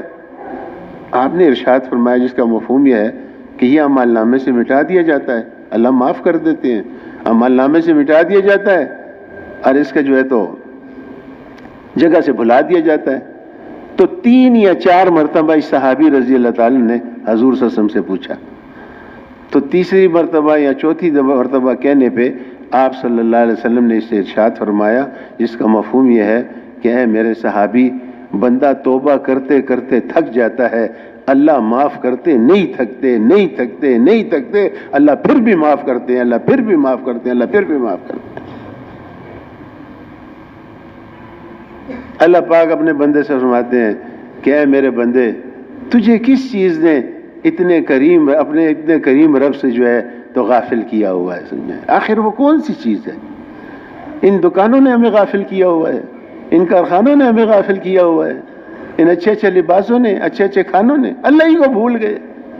کچہری میں بیٹھے ہوئے اللہ کو بھول گئے، دفتر میں بیٹھے اللہ کو بھول گئے، عدالت میں بیٹھے اللہ کو بھول گئے، اللہ کو ہی بھول گئے۔ ہاں، وہ ہم ایک دفعہ تشکیل میں تھے، عام آدمی یعنی صرف غیر معروف، پہلی دفعہ اس کے ساتھ میرا چلہ لگا، میں جانتا بھی نہیں تھا، تو وہ بڑی زبردست باتیں کرتا تھا۔ ایک دن اس کو بیٹھ کر بات دی، یہ گشت کے دوران جو بیٹھ کر بات ہوتی ہے اس کو دی، یہ ایسے اس نے اللہ کو بیان کیا، میں آپ کو کیا کہوں؟ اللہ کو ایسے بیان کرو کہ اللہ کے ساتھ محبت ہو جائے۔ انبیاء علیہ السلام نے تو اللہ کو ایسے بیان کیا ہے۔ اس نے اپنے بیان میں ایک بات کی، میرے دل کو لگی۔ اس نے کہا مثال کے طور پہ ہمیں ایک ٹوپی کوئی ہدیہ کر دیتا ہے تو ہم ساری زندگی اس کا احسان نہیں بھولتے، اور جب وہ سامنے آتا ہے تو ہم کہتے ہیں یار یہ ٹوپی مجھے فلاں نے دی ہے۔ کہتے ہیں جس نے ٹوپی دی اس کا تو اتنا شکریہ ادا کرتے ہو، اور جس نے ٹوپی پہننے کے لیے سر دیا اس کو یاد ہی نہیں کرتے ہو، اس کو یاد ہی نہیں کرتے۔ دکان میں بیٹھ گئے، دکان کی مشغولی میں اللہ کو ہی بھول گئے، اب اللہ کے حکموں کو توڑ رہے ہو، اب اللہ کو ہی ناراض کر رہے ہو۔ حدیث میں آتا ہے جس کا مفہوم یہ ہے، صحابہ فرماتے ہیں ہم نے وہ لوگ دیکھے ہیں جن کو تجارت اور دنیا کے مشاغل جو ہے ان کے بارے میں اللہ پاک نے آیت نازل فرمائی کہ دنیا کے مشاغل اور ان کی تجارتیں جو ہے ان کو اللہ کے ذکر سے غافل نہیں رکھتی۔ اذان ہوئی، سارا بازار خالی، مدینہ منورہ کے بازار ایسے خالی ہو جاتے تھے، اور وہ چونکہ استحضار تھا، جب اللہ کا استحضار ہوتا ہے، حضرت عمر رضی اللہ تعالیٰ عنہ جب نماز پڑھتے تھے تو فجر کی نماز میں تو اتنی لمبی صورتیں پڑھتے تھے کہ آخری صف تک ان کے رونے کی آواز جاتی تھی، سمجھے نا۔ ہمیں تو یوں ہی رونا نہیں آتا الا ماشاء اللہ، رونا تو آج ختم ہی ہو گیا بس، اور سارا مسئلہ جو ہے وہ رونے تک ہی اٹکا ہوا ہے۔ اگر ایک دفعہ ہم آ جائیں اللہ کے دربار میں، بس یا اللہ جو ہو گیا وہ ہو گیا، آئندہ تجھے ناراض نہیں کریں گے۔ ہمارے ایک ساتھی وہ کہتے ہیں یار یہ تو ایسا در ہے، ادھر تو جھوٹ موٹ کے بھی 2-3 آنسو بہاؤ، اللہ پاک اس پہ بھی کام بناتی ہے، لیکن کوئی بہائے تو صحیح نا۔ حاجی صاحب رحمۃ اللہ علیہ ایک دو مشورے میں تشریف لائے، بڑی عجیب ان کی کیفیت، جیسے کوئی چیز آدمی کے اوپر غالب ہو۔ حاجی صاحب کا یہی حال ہوتا تھا، جب کوئی چیز ان پہ غالب ہو جاتی تھی پھر وہ اس کو نہیں چھوڑتے تھے، ہر جگہ اس کو بیان کرتے تھے۔ تو وہ کرسی میں آئے، ابھی آئے ہی تھے تو ایک دم شروع ہو گئے، بھائی میں تو ان سب سے کہتا ہوں اور تم مشورے والوں سے بھی یہی کہتا ہوں کہ وہ ایک بزرگ تھے اور لوگ ان کے پاس اپنی امانتیں لا کے رکھتے تھے، یہ جی میری امانت، آپ اپنے امانت دار تھے، تو وہ یہ کہہ کر رکھ لیتے تھے کہ بھئی امانت مت کہو، بس قرض ہے مجھے، تو کہتے ٹھیک ہے جی، جب چاہے لے لینا، اور لوگوں سے لیتے رہتے تھے، آگے صدقہ کر دیتے تھے، لیتے تھے، لوگوں کی ضرورتیں پوری کرتے تھے، لوگوں پہ خرچ کرتے تھے۔ اللہ کی شان، ایک دن سارے لیندار آ گئے اپنے اپنے پیسے لینے کے لیے، چیزیں لینے کے لیے۔ تو جب وہ آئے انہوں نے کہا جی ہماری وہ چیزیں، وہ پیسے، تو کہا بھائی بیٹھ جاؤ یہاں پر۔ بیٹھ گئے، کچھ وقت گزرا، یہ حاجی صاحب نے سنایا ہمیں، کچھ وقت گزرا تو انہوں نے کہا جی ہمارے پیسے، بھائی صبر کرو، بیٹھو تو صحیح۔ پھر تھوڑی دیر گزری، پھر انہوں نے کہا جی ہماری وہ چیزیں امانتیں جو آپ کے پاس رکھی تھی قرض پہ، بھائی ذرا صبر تو کرو۔ اتنے میں ایک بچہ آیا، کھیر بیچ رہا تھا، اس کے سر پہ تھال رکھا ہوا، کھیر لے لو، کھیر لے لو۔ وہ بچے ادھر، ان بزرگوں نے آواز دی۔ جب وہ آیا تو اسے کہا بھائی بات یہ ہے، اتنے بس کیا ہے؟ انہوں نے کہا کھیر ہے، کہ بھائی اس سب کو کھلا دے۔ وہ بچہ بڑا خوش ہوا، انہوں نے کہا ایک ہی گاہک لگ گیا، سارا تھال آج بک گیا، چلو جلدی فارغ ہو گئے۔ انہوں نے کھلا دیا۔ جب وہ فارغ ہو گئے تو انہوں نے کہا میرے پیسے؟ انہوں نے کہا پیسے تو میرے پاس نہیں ہیں۔ بچہ گھبرایا، انہوں نے کہا مجھے پیسے دو بھائی، میری ماں مجھے مارے گی. انہوں نے کہا یہ بیٹھے ہوئے ہیں پیسوں کے لیے، میں ان کے بھی میں نے پیسے دینے ہیں، تو بھی ان کے ساتھ انتظار میں بیٹھ جا، جب آ جائیں گے ان کو بھی دے دوں گا، تجھے بھی دے دوں گا. اب وہ بچہ رونے لگا. جب وہ بچہ رویا کہ مجھے تو میری ماں مارے گی، مجھے تو پیسے دو پیسے دو، میری ماں مجھے مارے گی، تھوڑی دیر میں ایک آدمی آیا، اتنی بڑی اشرفیوں سے بھری تھیلی، اور لا کے ان بزرگوں کو سلام کیا اور ان سے کہا جی یہ فلاں بادشاہ نے آپ کے لیے ہدیہ بھیجا ہے. ان بزرگوں نے وہ تھیلی کھولی اور جو ہے تو تیرے بھائی کتنے ہیں؟ اتنے. یہ لو. تیرے کتنے ہیں؟ اتنے. یہ لو. تیرے کتنے؟ اتنے. سب کو ان کے دے دیے. جب سب کو دے دیے تو اس بچے سے کہا تیرے کتنے ہیں؟ کہ اتنے. یہ تو بھی لے لے. لوگوں نے بڑی حیرت کا اظہار کیا. انہوں نے کہا حضرت یہ کیا معاملہ ہے، ہمیں سمجھائے تو صحیح. تو اس بزرگ نے یہ کہا اصل میں بات یہ تھی کہ یہ دروازہ اللہ نے رونے پہ کھولنا تھا، تم میں رونے والا کوئی نہیں تھا. جب یہ بچہ رویا اللہ نے دروازہ کھول دیا، کام بن گیا. تو حاجی صاحب نے فرمایا بھائی سب کو رونا چاہیے، رونے سے کام بنے گا. ہم وہاں انڈونیشیا گئے تو اجتماع تھا، تو جب ریونڈ سے جاتی جماعت تو ہندوستان سے بھی جماعت آتی ہے. اس میں وہ مولانا مستقیم صاحب تھے، مولانا یونس صاحب تھے رحمۃ اللہ علیہ، وہ تو وفات پا گئے، اور ایک ڈاکٹر صاحب تھے. تو وہ ڈاکٹر صاحب ہر وقت ایک کتاب پڑھتے تھے، ہندوستان سے آئے تھے. میں نے ایک دن ان سے کہا، میں نے کہا ڈاکٹر صاحب یہ کیا پڑھتے ہیں؟ انہوں نے کہا یار یہ مولانا سید احمد خان صاحب رحمۃ اللہ علیہ کے بیانات کے اندر کچھ اقتصابات ان کے ملفوظ کسی آدمی نے اکٹھے کیے ہیں اور ایک کتاب چھاپی ہے، اور یہ دلی سے میں نے خریدی ہے. میں نے کہا ذرا بتائیں، میں تھوڑا پڑھتا ہوں. تو کہا لے لو. میں نے کہا جی جب جائیں گے پھر میں پڑھ کے آپ کو دے دوں گا. میں ٹھیک ہے. خیر میں وہ پڑھتا رہا. پھر واپسی میں جب باہر انہوں نے لی نہیں وہ کتاب، اس کتاب میں نے پڑھا، اس میں لکھا ہوا تھا مولانا سید احمد خان صاحب رحمۃ اللہ علیہ فرماتے ہیں کہ جب بچہ پیدا ہوتا ہے، ڈاکٹر بھی یہی کہتے ہیں، ڈاکٹر بھی یہی کہتے ہیں، علماء بھی یہی فرماتے ہیں. ہم نے مولانا سید احمد خان صاحب سے سنا اس کتاب میں کہ جب بچہ پیدا ہوتا ہے تو بچے کے اندر حرکت نہیں ہوتی. جب بچہ پیدا ہوتا ہے بچے کے اندر حرکت نہیں ہوتی، تو اللہ پاک اس بچے کو رلاتے ہیں. جب یہ بچہ روتا ہے تو پھر اس کے اندر حرکت پیدا ہوتی ہے. تو محاسد خان صاحب ان سے لکھا ہوا تھا، فرماتے ہیں کہ رونے کے اندر زندگی ہے. رونے کے اندر کیا ہے جی؟ ہاں، رونے کے اندر زندگی ہے. ہم تو ہنسنے کے اندر زندگی ڈھونڈتے ہیں، حالانکہ حدیثوں میں آتا ہے جس کا مفہوم یہ ہے کہ زیادہ ہنسنے سے دل مردہ ہو جاتا ہے اور رونے سے جو ہے دل زندہ ہو جاتا ہے. تو حضرت عمر رضی اللہ تعالیٰ عنہ نماز کے اندر روتے تھے، نماز پڑھتے تھے اور اتنا روتے تھے کہ ان کے رونے کی آواز آخری صف تک. اتنا اللہ کا استحضار، اتنا اللہ کا خوف، اتنا اللہ کا ڈر، اتنا آخرت کا یقین کہ ہمارے ساتھ کیا ہوگا. پتہ نہیں اللہ ہم سے راضی ہے کہ ناراض ہے. حالانکہ وہ اتنے بڑے لوگ، پتہ نہیں صحابہ نے کیا کیا کہ اللہ پاک نے دنیا میں ہی وہ اعلان کر دیا. یہ تو آخرت میں سب سے آخری نعمت ہے جو اللہ پاک اعلان فرمائیں گے. پہلے تو استقبال ہوں گے، پہلے تو دعوتیں ہوں گی، پہلے تو جو ہے تو ایک عجیب مجلس لگے گی جنت کے اندر، جس میں جو ہے تو حضرت داؤد علیہ السلام جو ہے قرآن پاک کی تلاوت کریں گے. کہتے ہیں حضرت داؤد علیہ السلام کو اللہ پاک نے اتنی میٹھی آواز دی تھی کہ جب وہ زبور پڑھتے تھے تو پرندے ہوا میں ٹھہر جاتے تھے، اتنی زبردست آواز تھی ان کی. اور داؤد علیہ السلام قرآن سنائیں گے اب جنتی. پتہ نہیں کیا منظر ہوگا، اللہ ہم سب کو نصیب فرمائے. پھر حضور صلی اللہ علیہ وسلم سورۃ یاسین پڑھ کے سنائیں گے. اللہ اکبر، پتہ نہیں کیا سما وہ ہوگا. اور پھر اللہ پاک خود سورہ رحمان پڑھ کے سنائیں گے اور اللہ کا دیدار ہوگا. ایک صحابی رضی اللہ تعالیٰ عنہ جب حضور صلی اللہ علیہ وسلم اس کو بیان کرتے تھے، ایک صحابی رضی اللہ تعالیٰ نے عرض کی یا رسول اللہ صلی اللہ علیہ وسلم بڑے دھکے نہیں لگیں گے وہاں جب اللہ کا دیدار کریں گے؟ بڑا رش ہوگا، بڑے دھکے لگیں گے. یا رسول یہ تو بڑی تکلیف، اتنی مخلوق ہوگی. آپ صلی اللہ علیہ وسلم نے ارشاد فرمایا جس کا مفہوم یہ ہے کہ کبھی ایسا ہوا کہ تو اپنے گھر کے صحن میں بیٹھا ہو یا چھت پہ بیٹھا ہو اور 14ویں رات کا چاند نکلا ہو اور تو آرام سے اپنے گھر میں بیٹھ کے 14ویں رات کے چاند کو دیکھے، کبھی ایسا ہوا؟ اس نے کہا ہاں اللہ کے رسول کئی مرتبہ ایسا ہوا. آپ نے ارشاد فرمایا جس کا مفہوم یہ ہے کہ جنتی اسی طرح اللہ کا دیدار کریں گے. دھکے وکے نہیں لگیں گے. ہاں.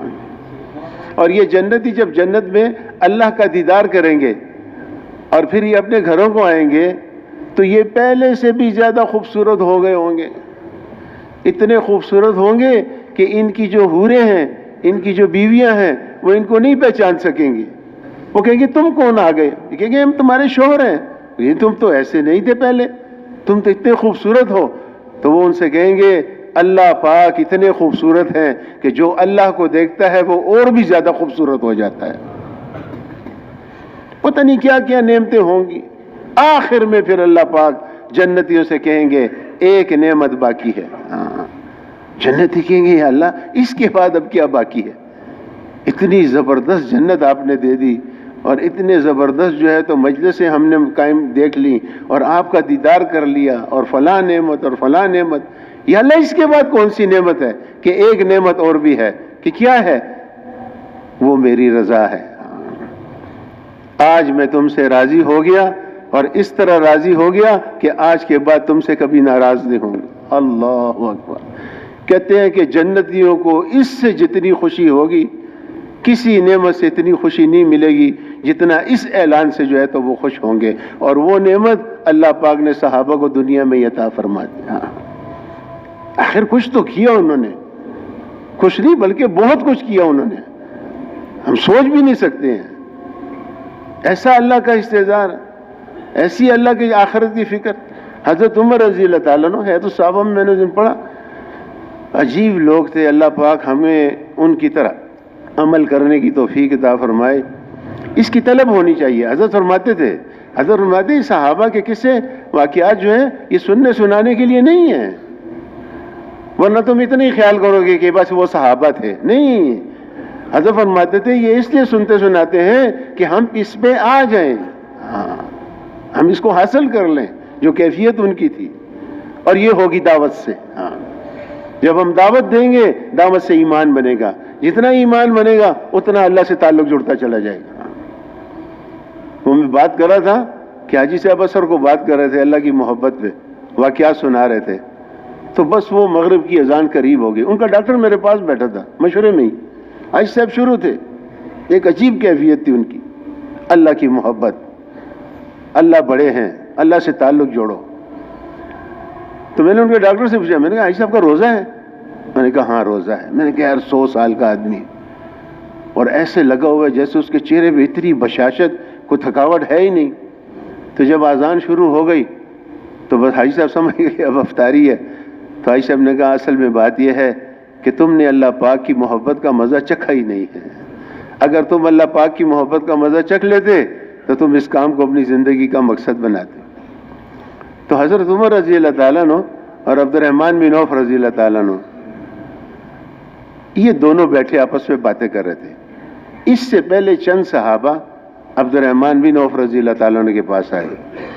انہوں نے آ کر کہا کہ ہم نے یہ مشورہ کیا ہے، بعض اوقات لوگ دور دور سے آتے ہیں امیر المومنین کو اپنی حاجت، اپنی ضرورت بیان کرنے کے لیے، لیکن امیر المومنین کی حیت ایسی ہے، اتنا روب ہے ان کے اندر کہ لوگ اپنے دل کی بات ان کو بتا نہیں سکتے اور لوگ واپس چلے جاتے ہیں.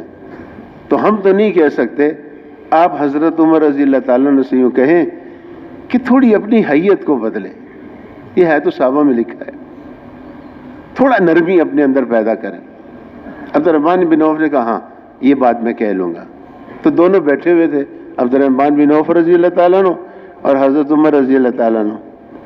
تو عبد الرحمن بن عوف رضی اللہ تعالیٰ نے دیکھا موڈ اچھا ہے تو انہوں نے بات شروع کی. انہوں نے کہا امیر المومنین ایک بات آپ سے کہنی ہے. حضرت عمر نے فرمایا کہو کیا کہتے ہو. تو انہوں نے ساری بات کر دی کہ میرے پاس صحابہ آئے تھے تو وہ یہ بتا رہے تھے کہ لوگ دور دور سے آتے ہیں کہ جا کر امیر المومنین کو اپنی ضرورت بتائیں گے، حاجت بتائیں گے تاکہ وہ ہماری ضرورت حاجت کو پورا کرے، ہماری مدد کرے. لیکن آپ کی حیت ایسی ہے کہ لوگ آپ کے سامنے بول ہی نہیں سکتے اور دور دور سے آئے ہوتے ہیں اور بیچارے حاجت مند ہوتے ہیں اور واپس چلے جاتے ہیں. تو آپ سے گزارش ہے کہ آپ اپنی حیت کو تھوڑا بدلیں. حضرت عمر رضی اللہ تعالیٰ نے یہ بات سن کے عبد الرحمن بن عوف رضی اللہ تعالیٰ سے فرمایا کہ اے عبد الرحمن، میں جب خلیفہ بنایا گیا تو میں نے اللہ کی رضا کے لیے نرمی شروع کی، اپنے اندر نرمی پیدا کی اور نرمی والا معاملہ اختیار کیا. لیکن چند تھوڑے عرصے کے بعد میں نے سوچا کہیں نرمی کے ساتھ کام خراب نہ ہو جائے، تو میں نے اللہ کی رضا کے لیے سختی شروع کی. اب جب میں تھوڑا سختی کرتا ہوں، اصولوں پہ چاہتا ہوں، تو لوگ کہتے ہیں کہ سختی کرتے ہیں. واللہ مجھے سمجھ نہیں آتی عبد الرحمن، آخرت میں جو ہے اللہ کے ہاں خلاصی ہماری کیسے ہوگی. یہ جو حاجی صاحب رحمۃ اللہ علیہ فرماتے تھے نا، روزانہ ایمان یقین کی دعوت دو، روزانہ تعلیم کے حلقوں میں بیٹھو، سنو اس کو، اللہ کو بیان کرو، اللہ کی ذات کو، اللہ کی صفات کو، اللہ پاک کی قدرتوں کو. حاجی صاحب نے سنایا کہ مولانا انعام الحسن صاحب رحمۃ اللہ علیہ پاکستان تشریف لائے، اجتماع پہ آتے تھے حضرت جی. تو کہتے ایک دن حضرت جی نے مجھ سے پوچھا کہ عبد الوہاب، تم لوگ پاکستان میں کس طرح دعوت دیتے ہو؟ میں نے کہا حضرت ہم تو یوں دعوت دیتے ہیں کہ اللہ پاک خالق ہے، اللہ پاک مالک ہے، اور اللہ پاک صمد ہیں، اور ہر چیز کے خزانے اللہ کے پاس ہیں. اللہ نے سب کچھ بنایا، آسمان اللہ نے بنایا، زمین اللہ نے بنائی، سورج اللہ نے بنایا، چاند اللہ نے بنایا، دن کو اللہ لاتے ہیں، رات کو اللہ لاتے ہیں. حضرت ہم تو یوں دعوت دیتے ہیں. تو کہتے ہیں حضرت جی نے مجھ سے کہا نہیں، یوں دعوت نہیں دینی چاہیے. میں نے کہا حضرت پھر کیسے دعوت دینی چاہیے؟ حضرت نے فرمایا یوں کہا کرو، وہ اللہ جس نے آسمان بنایا، وہ اللہ جس نے زمین بنائی، وہ اللہ جس نے سورج بنایا. اللہ کو اس طرح بیان کرنا چاہیے. عائشہ فرماتے ہیں ہمارے ساتھی جب دعوت دیتے ہیں نا تو ہمارے ساتھی کہتے ہیں اتنا بڑا آسمان اللہ نے بنایا. عائشہ فرماتے تھے کہ یہ جملہ کہتے ہوئے ہمارے ساتھیوں کے دل میں آسمان کی بڑائی آتی ہے، اللہ کی بڑائی نہیں آتی. بھئی ہمارے دل میں تو جب ہم اللہ کی صفات بیان کریں تو اللہ کی بڑائی دل میں آنی چاہیے. عائشہ فرماتے تھے دعوت دو پھر ذکر کرو، تم اللہ کے قریب ہو جاؤ گے. پھر دعوت دو، پھر ذکر کرو، اللہ کے اور قریب ہو جاؤ گے. دعوت دیتے دیتے اور ذکر کرتے کرتے اور اللہ سے مانگتے مانگتے تم ایک دن اللہ کے بہت قریب ہو جاؤ گے. اور فرماتے تھے قریب والوں کی بات بہت جلدی سنی جاتی ہے. جب تم اللہ کے قریب ہو جاؤ گے تو اللہ تم سے پوچھیں گے کہ مانگ کیا مانگتا ہے. تو حاجی صاحب فرماتے تھے یار کیا شخصیت تھی. اصل میں جو آدمی جس محنت کو کرتا ہے اس کے دل میں، اس کے دماغ میں، حتیٰ کہ رات کو یہ بعض لوگ باتیں کرتے ہیں نیند کے اندر، یقین جانو کہ ان کی رات کو نیند کے اندر باتیں بھی اسی کے اعتبار سے ہوتی ہیں جو جس محنت کو انہوں نے اختیار کیا ہوتا ہے. ایسا جب تم اللہ کے قریب ہو جاؤ گے تو اللہ پوچھے گا کہ مانگ کیا مانگتا ہے. تو ہم کیا کہیں گے؟ ہم کہیں گے اللہ ہم کیا مانگتے ہیں، ہم تو کچھ نہیں چاہتے، بس تو سارے عالم کے انسانوں کو دوزخ کی آگ سے بچا دے اور جنت میں جانے والا بنا دے، بس ہم یہ مانگتے ہیں. میں نے کہا جی صاحب آپ کو کیا پتہ ہے ہمارے دل میں کیا کیا ہے. مجھ سے تو اللہ پوچھے کہ کیا چاہتے ہو، میں کہوں گا جی ایک دکان ہے، ایک دکان اور ہو جائے، کیونکہ بیٹے دو ہیں نا میرے، اس کے لیے علیحدہ بنگلہ ہو، اس کے لیے علیحدہ بنگلہ ہو. اب بچے بڑے ہو گئے ہیں نا جی، گھر چھوٹا ہو گیا ہے نا، یا اللہ ہمیں تو فلاں چیز چاہیے، ہمیں تو فلاں چیز چاہیے، کیونکہ ہم تو اس میں لگے ہوئے ہیں. میں تو اس میں لگا ہوا ہوں نا، وہ تو جس بھی چیز میں لگا ہوا ہوں اسی کو سوچوں گا، اسی کو بولوں گا، اسی کو کہوں گا. تو یہ دعوت جو ہے یہ انسان کو مایوسی سے بچاتی ہے. دعوت جو ہے امید پیدا کرتی ہے. دعوت جو ہے پریشانی دور کرتی ہے. اصل میں ہم نے دنیا کی چیزوں کو اور مال اور نقشوں کو اصل سمجھ لیا ہے. ہم کہتے ہیں یہ جس آدمی کے پاس مال آ رہا ہے نا، ہم کہتے ہیں بس اللہ کا اس میں بڑا ہی فضل ہے. اب علماء سے پوچھو کہ یہ بات کہنی چاہیے.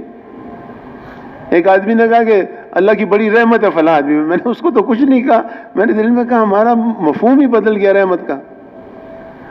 ہم وہاں تھے، ایک انڈونیشیا میں تھے غالباً، تو مولوی یونس صاحب رحمۃ اللہ علیہ ہمارے ساتھ، وہ انڈیا سے آئے تھے، باتیں کرتے تھے. تو انہوں نے مجھے یہ بات بتائی. انہوں نے کہا کہ میں یہ سوچتا تھا کہ یہ حیات طیبہ کیا چیز ہے. اللہ نے قرآن میں ارشاد فرمایا جس کا مفہوم یہ من عامل صالحا من ذکر او انثی وهو مؤمن فلنحینہ حیاتا طیبہ. وہ جو کوئی بھی مفہوم ایسا ہے، مرد ہو یا عورت لیکن ہو ایمان والا، مرد ہو یا عورت عمل صالح کرے، ہو ایمان والے، ایمان شرط ہے۔ من عمل صالحا من ذکر و انثی وهو مؤمن فلنحیینہ حیاۃ طیبہ، اللہ پاک فرماتے ہیں ہم ان کو حیات طیبہ عطا فرمائیں گے۔ مولوی صاحب نے مجھ سے کہا کہ میں سوچتا تھا کہ یہ حیات طیبہ کیا چیز ہے، بہت سوچا میں نے۔ اس دن مجھے ایک ساتھی نے کہا پتہ نہیں فلاں کو اللہ نے بڑی حیات طیبہ دی ہے۔ میں نے کہا کیا ہوا؟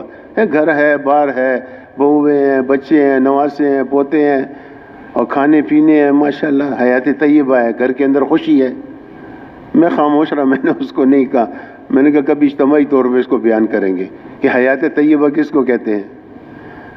وہ مولوی صاحب نے بھی، حالانکہ خود عالم تھے، میں نے سوچا حیات طیبہ کس کو کہتے ہیں؟ اگر حیات طیبہ اس کو کہتے ہیں کہ بنگلہ ہے، گاڑی ہے، اچھے اچھے کھانے ہیں، مال ہے، چیزیں ہیں، بچے اچھے اسکولوں میں پڑھتے ہیں، اچھے کپڑے ہیں اور نعمتیں ہیں، اگر حیات طیبہ اس کو کہتے ہیں تو پھر تو صحابہ کو یہ میسر نہیں تھے۔ پھر حیات طیبہ صحابہ کو تو نہیں تھی میسر، اگر حیات طیبہ اس کو کہتے ہیں، اور ہم سمجھتے اسی کو حیات طیبہ اکثر۔ یہ سمجھ میں نہیں آتی تھی۔ انہوں نے کہا ہمارے ہاں ایک بہت بڑے عالم ہیں مولانا عبدالشکور صاحب، تفسیر کے بڑے ماہر ہیں، کہ میں ایک دن ان کے پاس چلا گیا۔ میں نے کہا مولانا قرآن پاک کے اندر ایک آیت ہے، سمجھ میں نہیں آتی کہ اس کا کیا مطلب ہے، حالانکہ خود بھی عالم ماشاءاللہ۔ تو انہوں نے کہا کون سی آیت؟ تو انہوں نے یہ پڑھ کے سنایا من عمل صالحا من ذکر او انثی وهو مؤمن فلنحیینہ حیاۃ طیبہ۔ یہ حیات طیبہ کس کو کہتے ہیں مولوی صاحب؟ مسکرائے، تھوڑا ہنسے بھی۔ انہوں نے کہا حیات طیبہ اس کو کہتے ہیں کہ جس کا جان اور مال اللہ کے دین کے پھیلانے پر لگ رہا ہے، اس کو حیات طیبہ حاصل ہے، بس اس کو حیات طیبہ، اور یہ سارے صحابہ کو میسر تھی۔ ہاں، مفہوم بدل گیا۔ انبیاء علیہ السلام کی دعوت ایمان اور عمل، ایمان اور عمل، اور صحابہ نے اپنے ایمان پہ بھی محنت کی اور نمازوں پہ بھی محنت کی، اور ایسا ان کا اللہ کے ساتھ تعلق جڑا کہ اللہ نے ان کے ذکر کی تعریف کی، اللہ نے ان کے سجدوں کی تعریف کی، اللہ نے ان کے اخلاق کی تعریف کی، قرآن نازل کیا۔ ایسے لوگ ہیں جو اپنے پر ترجیح دیتے ہیں دوسروں کو، اپنا کھانا اٹھا کے اور اپنے بچوں کا کھانا اٹھا کے اور لوگوں کو جو ہے کھلا دیا، اور 7 گھروں میں سری پھر کے جو ہے واپس آ گئی، اور اسی صحابی کے گھر میں جس سے جو ہے یہ سمجھ کے کہ میرا پڑوسی جو ہے اس کو زیادہ ضرورت ہوگی، اس نے کہا میرا پڑوسی ضرورت ہو، اس نے اپنے پڑوسی کو 7 پڑوسیوں پہ آ کے، میں نے تو کہا کہ اس کا نام شیخ الحدیث صاحب نے اسی لیے حکایات صحابہ رکھا ہے کہ لوگ سمجھے کہ یہ ہوا ہے، ایسا ہوا ہے کہ خود مر رہے ہیں اور پانی لے کر آیا چچا زاد بھائی، اور دوسرے آدمی کی آواز آئی کہ پانی زخمی کی، تو کہا اس کو پلا دو، مر رہے ہیں، دنیا سے جا رہے ہیں، آخری وقت ہے۔ اس وقت میں بھی جو ہے ایثار ان کے اندر، یہ دعوت کی محنت، ایمان کی محنت، اس نے یہ صفات ان لوگوں کے اندر، آخرت کا فکر، آخرت کی چیزوں کا یقین، اس کا استحضار، اللہ کے ساتھ تعلق۔ مولانا احسان سے فرماتے ہیں کم از کم آدھا گھنٹہ روزانہ دعا کرنی چاہیے۔ میں نے کہا یار ہم کیسے کریں آدھا گھنٹہ دعا؟ ہمیں تو وحشت ہوتی ہے، میں اپنی بات کرتا ہوں، یہ ذکر دھیان کے ساتھ ہم کیوں نہیں کر سکتے؟ وحشت ہوتی ہے ہمیں، توجہ کے ساتھ نہیں کر سکتے ہیں، خیال ادھر ادھر چلے جاتے ہیں، نماز کے اندر بھول جاتے ہیں، نماز پڑھ رہے ہوتے ہیں بھول جاتے ہیں، اس کے اندر دوسری رکعت ہے، تیسری رکعت ہے، ایک سجدہ کیا دوسرا سجدہ کیا، استحضار نہیں ہے۔ اور ان کی ساری چیزیں، ان کا ایمان، ان کے اندر اللہ کے احکامات، حضور صلی اللہ علیہ وسلم کی سنتیں، ان کی عبادات، ان کے اخلاق، ان کے اندر اللہ کی رضا۔ یہ اللہ کی رضا جو ہے یہ تو اتنا نازک معاملہ ہے۔ اس دن ایک مولوی صاحب فرما رہے تھے، انہوں نے کہا کہ یہ کوئی نہ اپنے متعلق کہہ سکتا ہے اور نہ کسی کے متعلق کہہ سکتا ہے یار میں بڑا اخلاص والا ہوں یا فلاں آدمی بڑا اخلاص مند آدمی ہے، کوئی کسی کے متعلق۔ یہ ایک ایسی چیز ہے کہ یہ قیامت کے دن اللہ ہی بتائیں گے کہ کس نے کون سا عمل کس کی رضا کے لیے کیا تھا۔ یہ اتنا باریک معاملہ ہے۔ اس لیے جو ہمارا 5واں نمبر ہے یہ صحیح نیت نہیں ہے، یہ تصحیح نیت ہے۔ مولانا الیاس رحمۃ اللہ فرماتے تھے آدمی جب عمل کرتا ہے بعض اوقات تو شروع میں ہی نیت خراب ہو جاتی ہے، بعض اوقات شروع میں نیت اچھی ہوتی ہے، درمیان میں شیطان آ جاتا ہے، بعض اوقات درمیان میں بھی اچھی ہوتی ہے، آخر میں شیطان آ جاتا ہے، نیت کو خراب کر کے عمل کو ضائع کر دیتا ہے۔ حضرت فرماتے تھے 20 سال بعد بھی شیطان عمل پہ جو ہے حملہ کرتا ہے۔ ایک بازار سے گزرتے ہوئے ایک آدمی اپنے دوست کو کہہ رہا تھا یہ مسجد دیکھتے ہو نا، بس اللہ نے بندے کو توفیق دی، بندے نے بس اللہ کے فضل سے بنا دی، سمجھے، سارا عمل ضائع۔ صحابہ نیکی کر کے ڈرتے تھے اور ہم گناہ کر کے اکڑتے ہیں۔ کتنا فرق ہے۔ اور یہ دین کا غم اور دین کا فکر، وہ تو کلمہ پڑھتے ہی سب سمجھ جاتے تھے کہ دین کو دنیا میں پھیلانا اب یہ ہمارا کام ہے، چاہے وہ مرد تھے، چاہے وہ عورتیں تھیں، چاہے وہ بچے تھے۔ حضور صلی اللہ علیہ وسلم کی صحبت میں انہوں نے یہ بات سیکھ لی تھی۔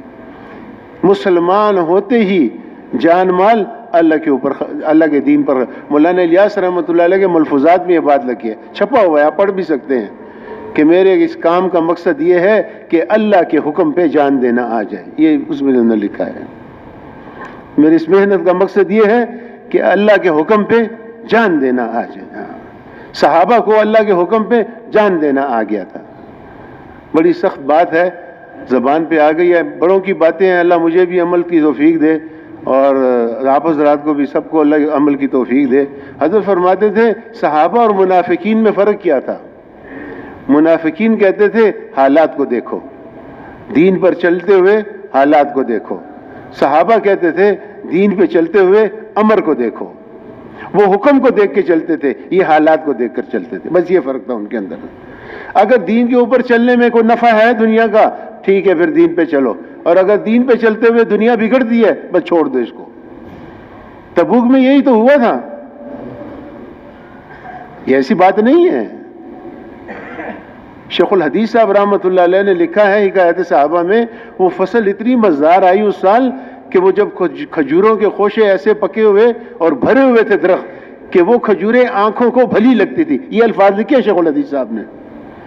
اور پچھلے سال کا قرضہ بھی تھا اور صحابہ خوش تھے، فصل اچھی ہو گئی۔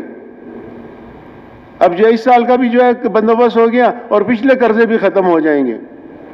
اور آپ صلی اللہ علیہ وسلم کی عادت شریفہ یہ تھی کہ جب بھی کسی سفر کا ارادہ ہوتا اس طرف کے حالات نہیں پوچھتے تھے، ادھر ادھر کے حالات پوچھتے تھے۔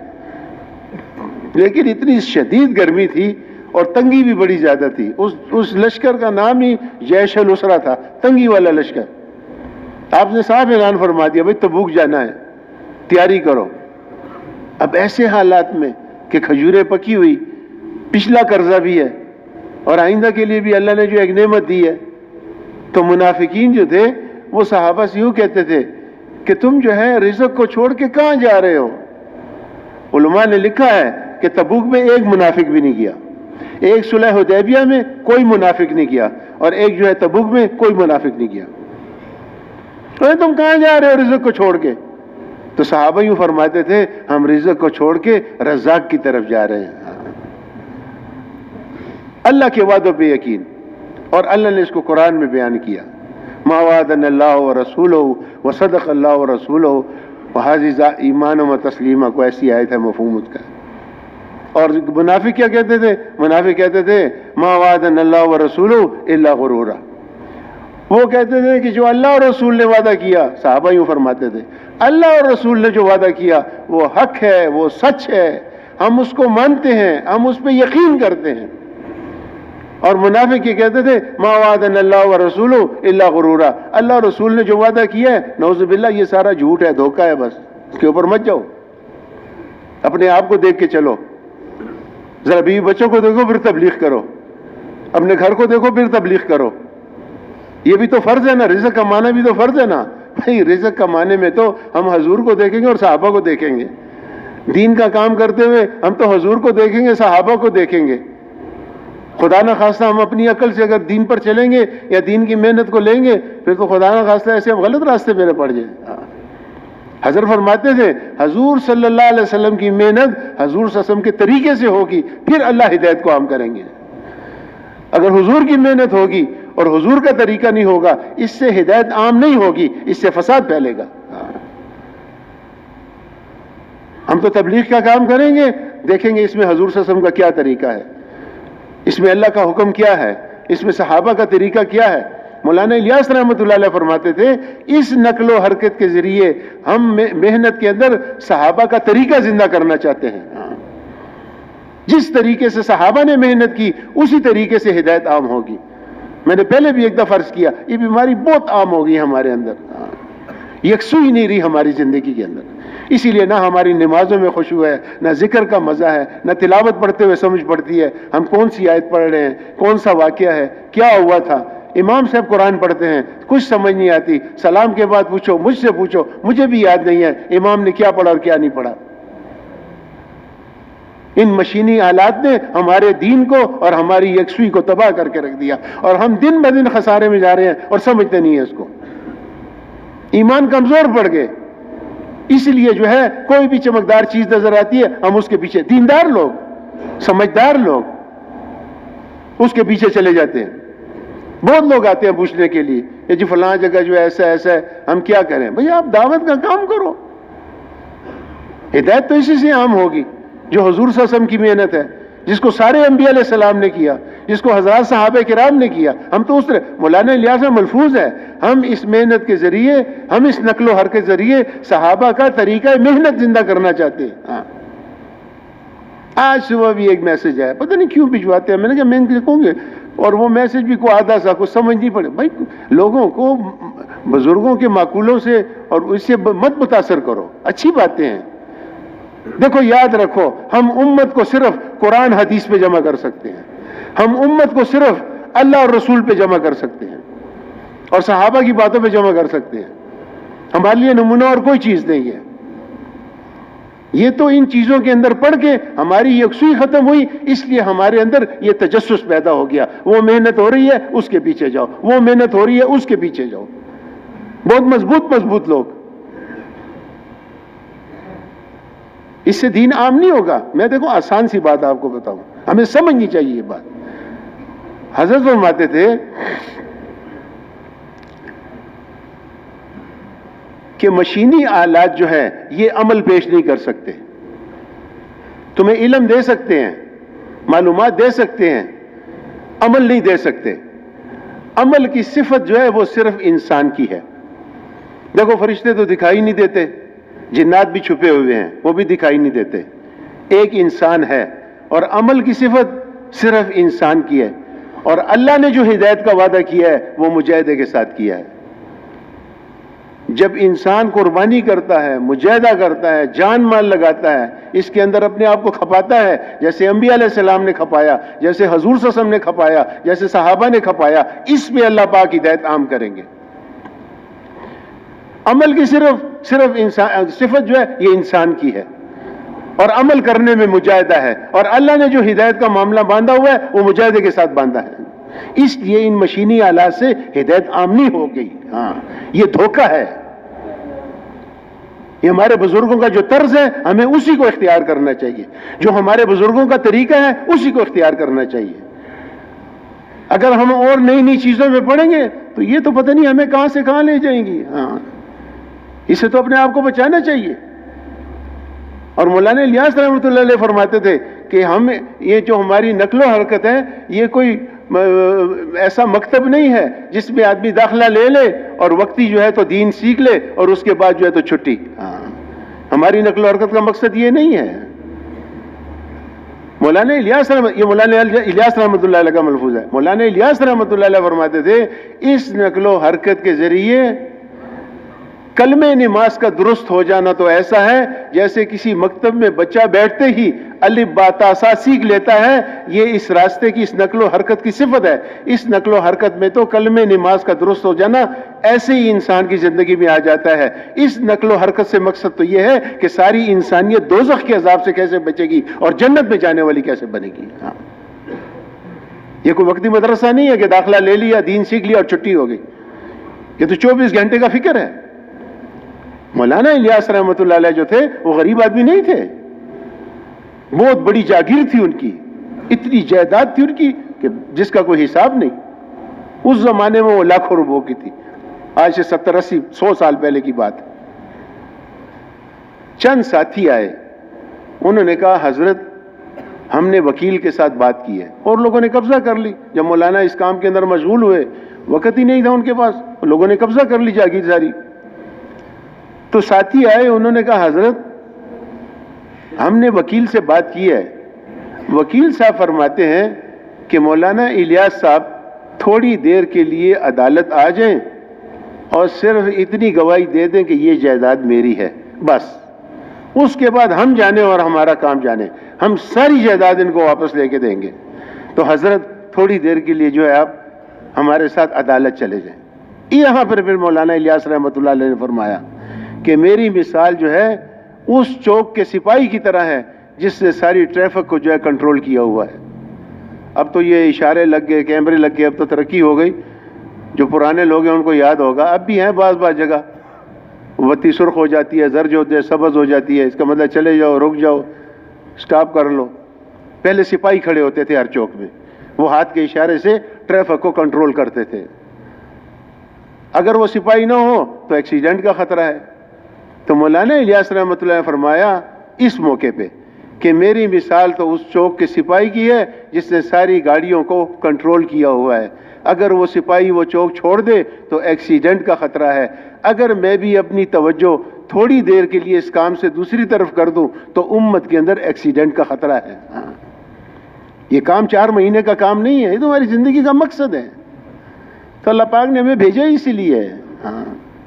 4 مہینے تو اس راستے پہ پڑھنے کے لیے ہیں کہ ہم سیدھے راستے پہ پڑ جائیں، جو ہمارا مقصد زندگی ہے، جس کے لیے اللہ پاک نے ہمیں بھیجا ہے، جس کے لیے اللہ پاک نے سارے نبیوں کو بھیجا، جس کے لیے اللہ پاک نے حضور صلی اللہ علیہ وسلم کو مبعوث فرمایا، جس راستے کو سارے صحابہ نے اختیار کیا، ہم اس راستے پہ پڑ جائیں. یہ 4 مہینے اس لیے ہیں. پھر 4 مہینے لگا کے ساری زندگی اس کو کرنا ہے، تو یہ ساری زندگی کا کام ہے. تو بھئی نیت کر لو ساری زندگی کی. اور دعا بھی کیا کرو کہ اللہ مرتے دم تک ہمیں اخلاص کے ساتھ اس محنت کو کرنے کی توفیق عطا فرما. یہ مانگنے کی چیز ہے. مولانا